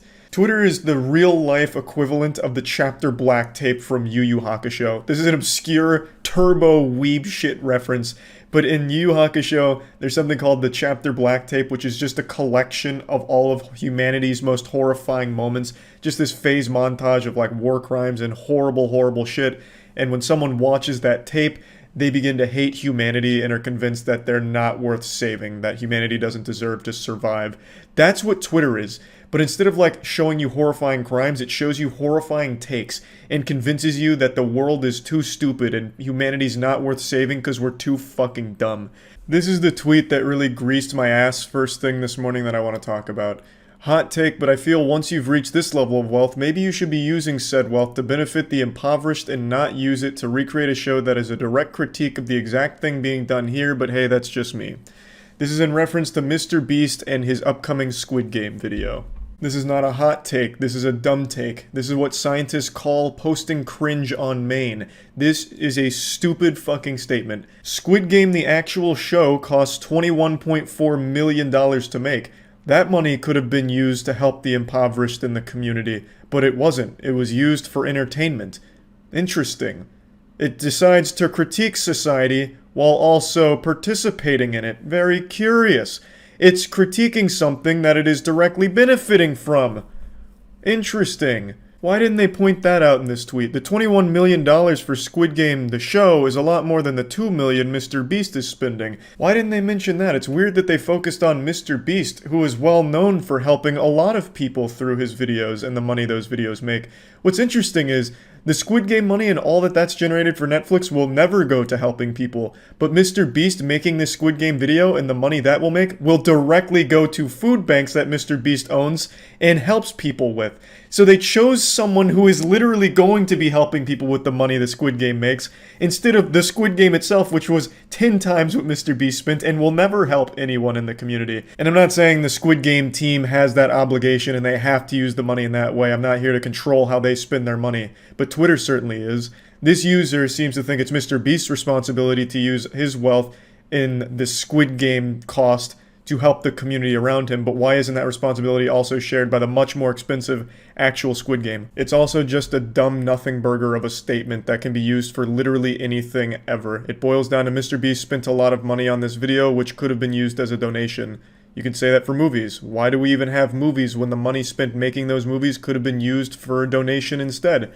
Why do we have music when the millions spent producing those albums could have been used as a donation instead?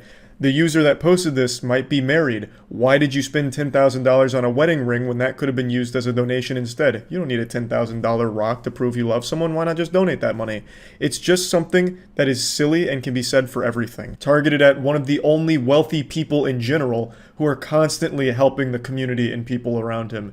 I made a video recently talking about mrbeast. I'm not his fucking PR manager, but he's one of the only genuine wealthy people that are constantly doing everything they can to help other people. You only have to scroll 3 tweets on his Twitter to see this massive food drive he just did to help the impoverished and people around him. But I'm going to go ahead and again focus on the stuff he does off camera real quick, because a lot of people critique mrbeast saying he's only doing this for attention and views. They can't wrap their head around the idea that maybe he actually just likes to help people, so they just try and attack this made up idea of who he is. He's only doing it for views and attention. I'm again going to focus on his off camera stuff. I got to see that massive food warehouse, and that food warehouse also has a massive refrigeration unit that allows them to do more than just non-perishable canned goods. It allows them to do vegetables and cold products as well, and it's an extremely rare thing to have because it costs so much. But Mr. Beast went the extra mile with his food bank because he wanted it to be able to serve his community in the best possible way. And this is like a full-time job that he has, running that food bank. He also has that Mr. Beast's philanthropy channel. I sound like a fucking advertisement for this guy, but I really suck his dick hard because he is exactly the kind of wealthy person people have been begging for, and he's still getting shit for it. That Mr. Beast philanthropy channel, 100% of the revenue that makes and the brand deals all go into that food bank, which is serving his community. He is doing like millions of pounds worth of food to his community every month, and he is running this every single day, and he is still getting steamrolled by 12-year-olds on Twitter as if he's not doing enough. All of this being done off camera, and no matter what, it's a lose-lose situation on Twitter. If Mr. Beast shows these things, then people attack him for being a fake, he's a fraud, he's only doing it for attention and views, and if he doesn't show these things, well then they don't exist and everyone's lying, he's making it up. No matter what you do on Twitter, it is a lose-lose situation where no one will be pleased. Twitter's a platform that is only there to be negative, bully, and shit on things no matter what, because that's the most engagement. That huge fucking dopamine hit of the extra 5 hearts on your shit just makes that cock rock hard, baby. That's what makes me so mad on Twitter, is that no matter what you do, it's never enough, because Twitter's a platform that is just made to reward shitty takes and dunking on people, even when it's just completely wrong and misguided. People are just there on Twitter to bully each other, and they try and like out-perfect each other. So they use this idea of perfection, like in this take. If I had this millions of dollars, I would obviously be donating it to the impoverished, but I don't, so I'm not responsible to help anyone. It's Mr. Beast's problem, time to dunk on him. Now let me spread these cheeks a little bit further and dive in. The user who posted this awful take has 16,000 tweets on their account. That's a lot. I have like 300 hours total on Twitter scrolling, and I only have 2,500 tweets. So let's just go ahead and be really generous and say they have doubled the amount of time I've spent on Twitter. So they have 600 hours worth of Twitter scrolling. There's so much more you can do to help the community than just donate money. You could have spent that 600 hours volunteering at a shelter, helping out at your local food bank. You know, you could have donated your time to helping your community, but you didn't. You chose to whine and complain on Twitter for 600 hours. Why is it only Mr. Beast's responsibility to help the community? Don't you also have that obligation? You're choosing not to, and I'm very disappointed. You're taking this road, and it's not just this person. I'm singling them out because this is the tweet that really, it tilted me a bit. It had me fucking inting down mid lane. Like, it was actually pretty upsetting to read. Everyone wants a wealthy person who's extremely generous to the community and doing things to help the community. And we have that with Mr. Beast, and he is still getting shit for it. Blows my mind. But anyway, this user is not the only one that thinks this way. They all cast this facade that they are perfect. And if they were only rich, they would save humanity. But the thing is, they're not doing anything currently to show that. This user, who is getting upset at Mr. Beast for not doing enough, is also doing nothing. Even though there's so much more they can do than just donating money. Like I said, there's so much you can do that isn't just financial to help the community, and they're not doing it. So why the fuck are they gonna get mad at Mr. Beast, who is doing both time and money constantly for the community? He is not just blindly throwing money at charities that do nothing. He is making his own organizations that are extremely efficient at it. Like, what more could you possibly want? He is doing it full time, off camera, because he is genuinely just trying to help people. And he is still getting blasted on Twitter because he spent a lot of money on a Squid Game video, where the money from that Squid Game video will most likely directly go into his philanthropy, which will in turn help a lot of people, and still getting shit for it. Twitter is a platform that just keeps you stupid and makes you dumber every time you log on to it. Everything has to be negative, even when it's like a genuinely positive situation, for no fucking reason other than just some cheap engagement and internet updoots. This was a horrible take, and so many people retweeted it, commented on it like, yes, preach, this is what I've been saying. Just donate the money instead of make a video out of it. Come on. Like, it doesn't make any sense. They could say that for everything. Instead of making movies, why not just donate all the money that the movies would have cost? There's a pretty big brain idea. Why not just do that? Why don't musical artists just donate all of the money their concerts make to charitable organizations instead of spending money on terrible art to put in their home? That's a genuinely good question. The art that they buy is terrible. You might as well just get rid of that money instead of spend it on fucking Damien Hirst pieces. Point is, it's a stupid take. Like, this was a dumb tweet that a lot of people agree with, and I see this kind of thing all the time. And it's especially silly when it targets someone who is actually doing all of the things Twitter wishes people would do. mrbeast does everything that Twitter wants other rich people to do, and it's still not good enough for them. So yeah, I just wanted to talk about this because Twitter is and always will be and always has been an absolute dog shit platform. That's about it. So yeah. I don't understand what's going on in the world right now because there is a cheating scandal in every single sport, every game, every hobby in the entire world, all happening at once. This is like something out of the Bible to signal a doomsday or an apocalypse. Today we're going to be talking about a Call of Duty cheating scandal, but not so much the cheating itself, more so how one YouTuber took a huge L trying to suckle a drop of clout out of the situation by posting an embarrassing video about it. I'm not a huge fan of Call of Duty. I haven't been a fan of Call of Duty in a while, but I am a big fan of clowns. And yesterday, these two worlds collided when Doug_Martin made his exposed video on Nadia, a person who's been accused of cheating for a while now. Doug kind of hyped himself up as the authority to bring down judgment once and for all and bring the truth to light. He dusted off the monocle and got to the bottom of this case like Scooby-Doo and the gang to solve the mystery here. But unfortunately, he posted turbo cringe on main, and as a result, the entire community's been dunking on him and he's caught more shit than a latrine. It would have been less reputationally damaging if he posted his own sex tape on his channel. Would have been a lot less embarrassing. Now let me just go ahead and break down the situation here to bring you all up to speed, since I'm sure a lot of you don't know exactly what I'm talking about. Right now, there is a massive Call of Duty streamer named Nadia. She mainly plays Warzone, Rebirth Island, and she's massive. And she's had a ton of cheating allegations against her for quite a long time now. A lot of people analyzing and going over very suspicious and odd moments from her streams, as well as some peculiar things that have popped up in terms of like aim locking and tracking and shit like that.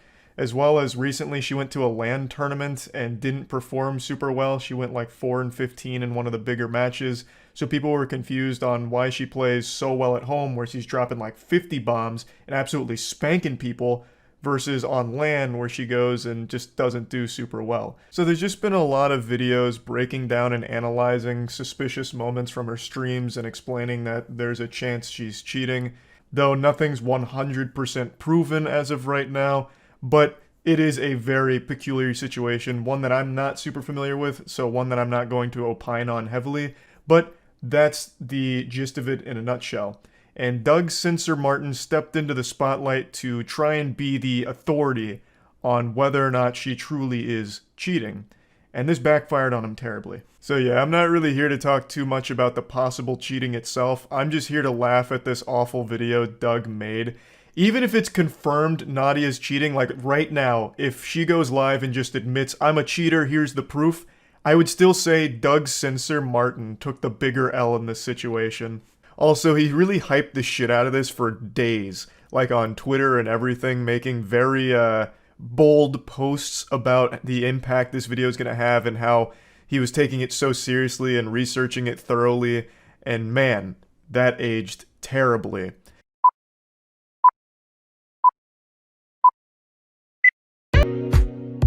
Right away you can tell the vibe he's going for is douchey, over-the-top goofiness here, but it conflicts with the tone he set prior to its release, talking about how seriously he was taking it in the investigation that he was conducting, only to release this little circus video. So immediately people were pretty turned off just from the intro. Detective, what are you smoking? That Nadia pack. Wait, isn't that your $1 million Armani suit? Just buy another one. Behold, the comedic stylings of Doug. I bet you have to pick yourself up off the floor after laughing so hard and falling out of your chair, but that's a side-splitting humor you can expect to find from Doug here. No doubt this man's going places, so he's probably going to start writing jokes for Amy Schumer next. I mean, this is just good stuff. This bit drags on for a very long time here, and I have no doubt that it's this long just for the sake of padding the video length, because the video is 8 minutes and 3 seconds, so I feel like he just front-loaded it with this trash in the intro to make sure that it breaches 8 minutes for the mid-roll ads, because I have no other explanation for why it goes on for as long as it does. I'll spare you the next like 45 seconds of this shit and just get to the part where he starts talking, but I do want to at least mention that last night I was talking about this on stream and Doug was watching and he took it like a champ, so good on you, Doug, for being able to roll with criticism, but this is a video that should have just stayed as a bad idea in your head. You should have never posted it. 98! Ugh!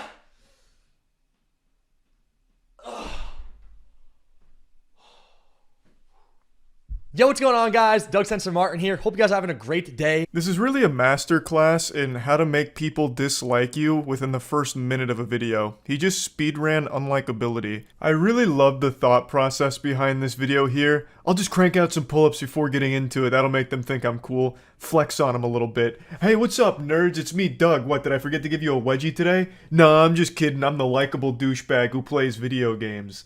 You know, what a Sigma male. And today I bring you guys a brand new video giving you all the truth about Nadia. So if you guys don't know who Nadia is, she's a 22-year-old Warzone player. She streams every single day on Twitch TV.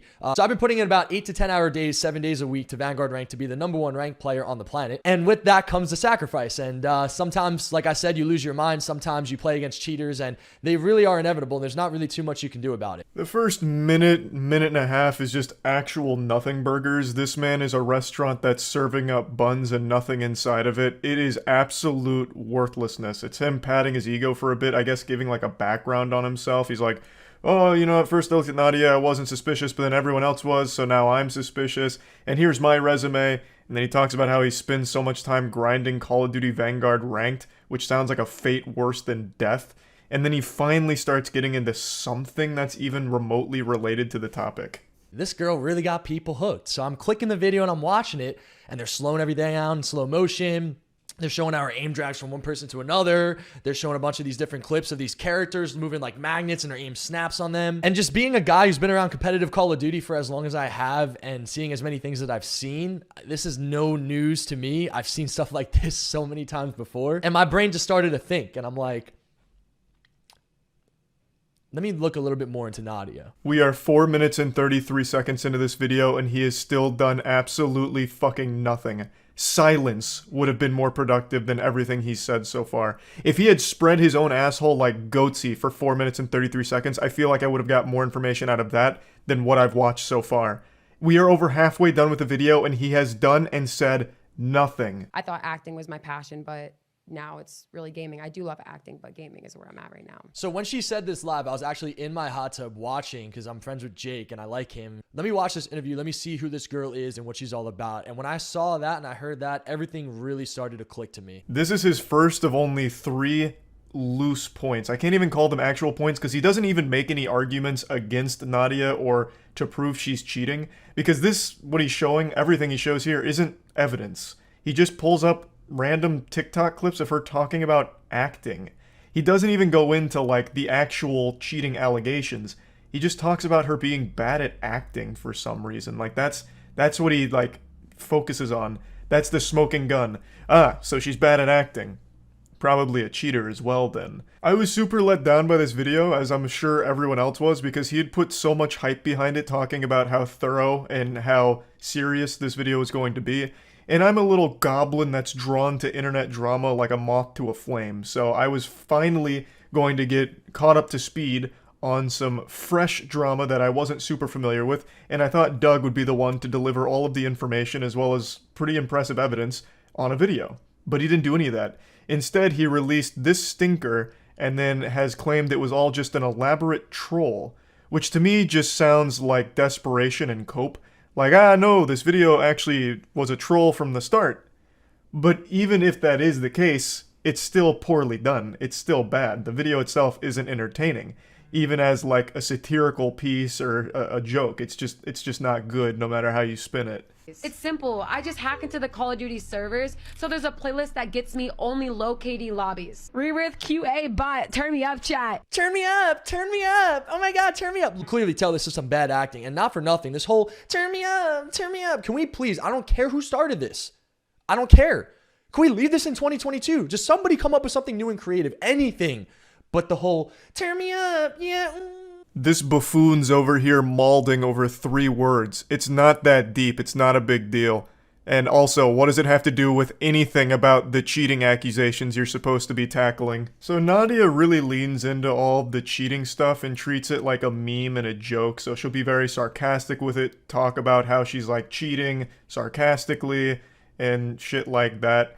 And Doug is critiquing her acting about it and being upset that she says, turn me up.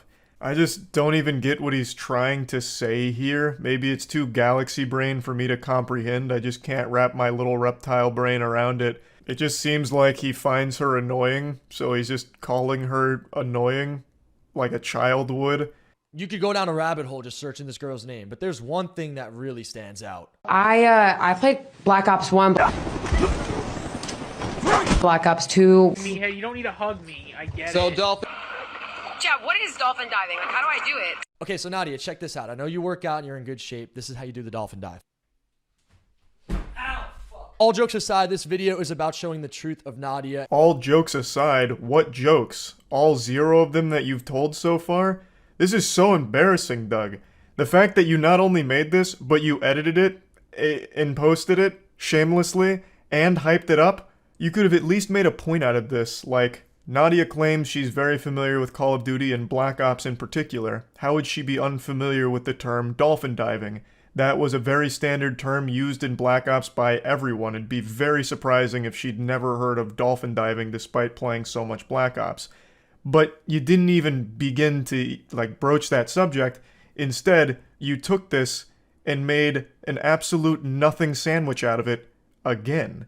Like, I just don't understand the motivation behind this video, like what the purpose was, other than to just siphon a few views out of the topic. Because everyone is talking about this Nadia cheating allegation situation, and perhaps Doug felt a little left outside, alone, cold in the rain, and he said, hey guys, I want to come inside where it's warm and get in on this view party as well. So then he threw this piece of shit together.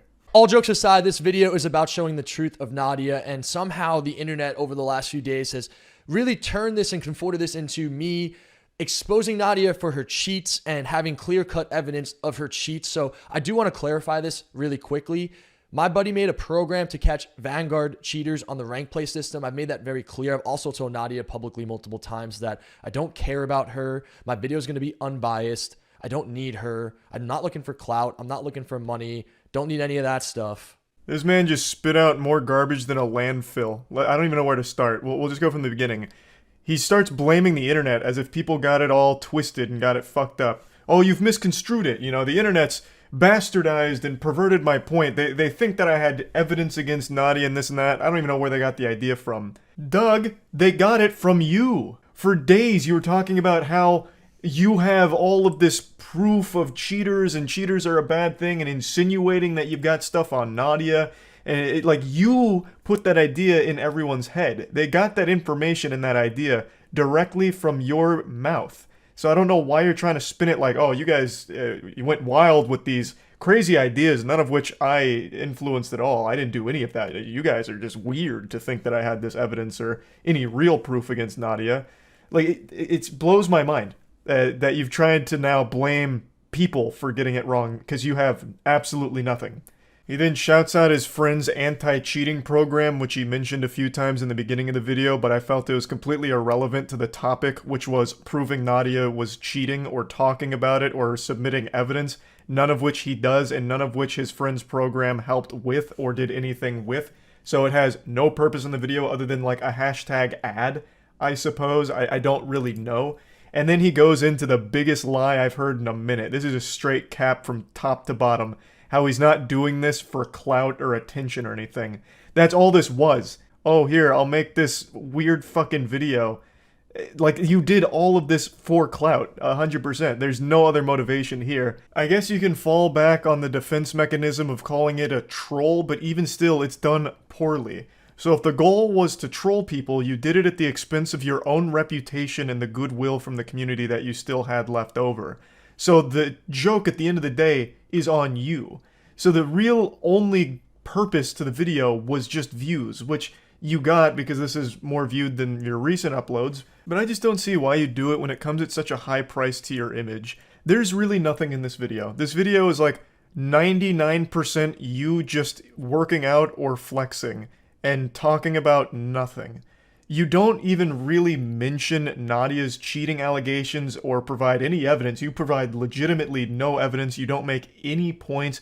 You just don't talk about anything in the video. There's just nothing of substance here. So there's only one conclusion to draw.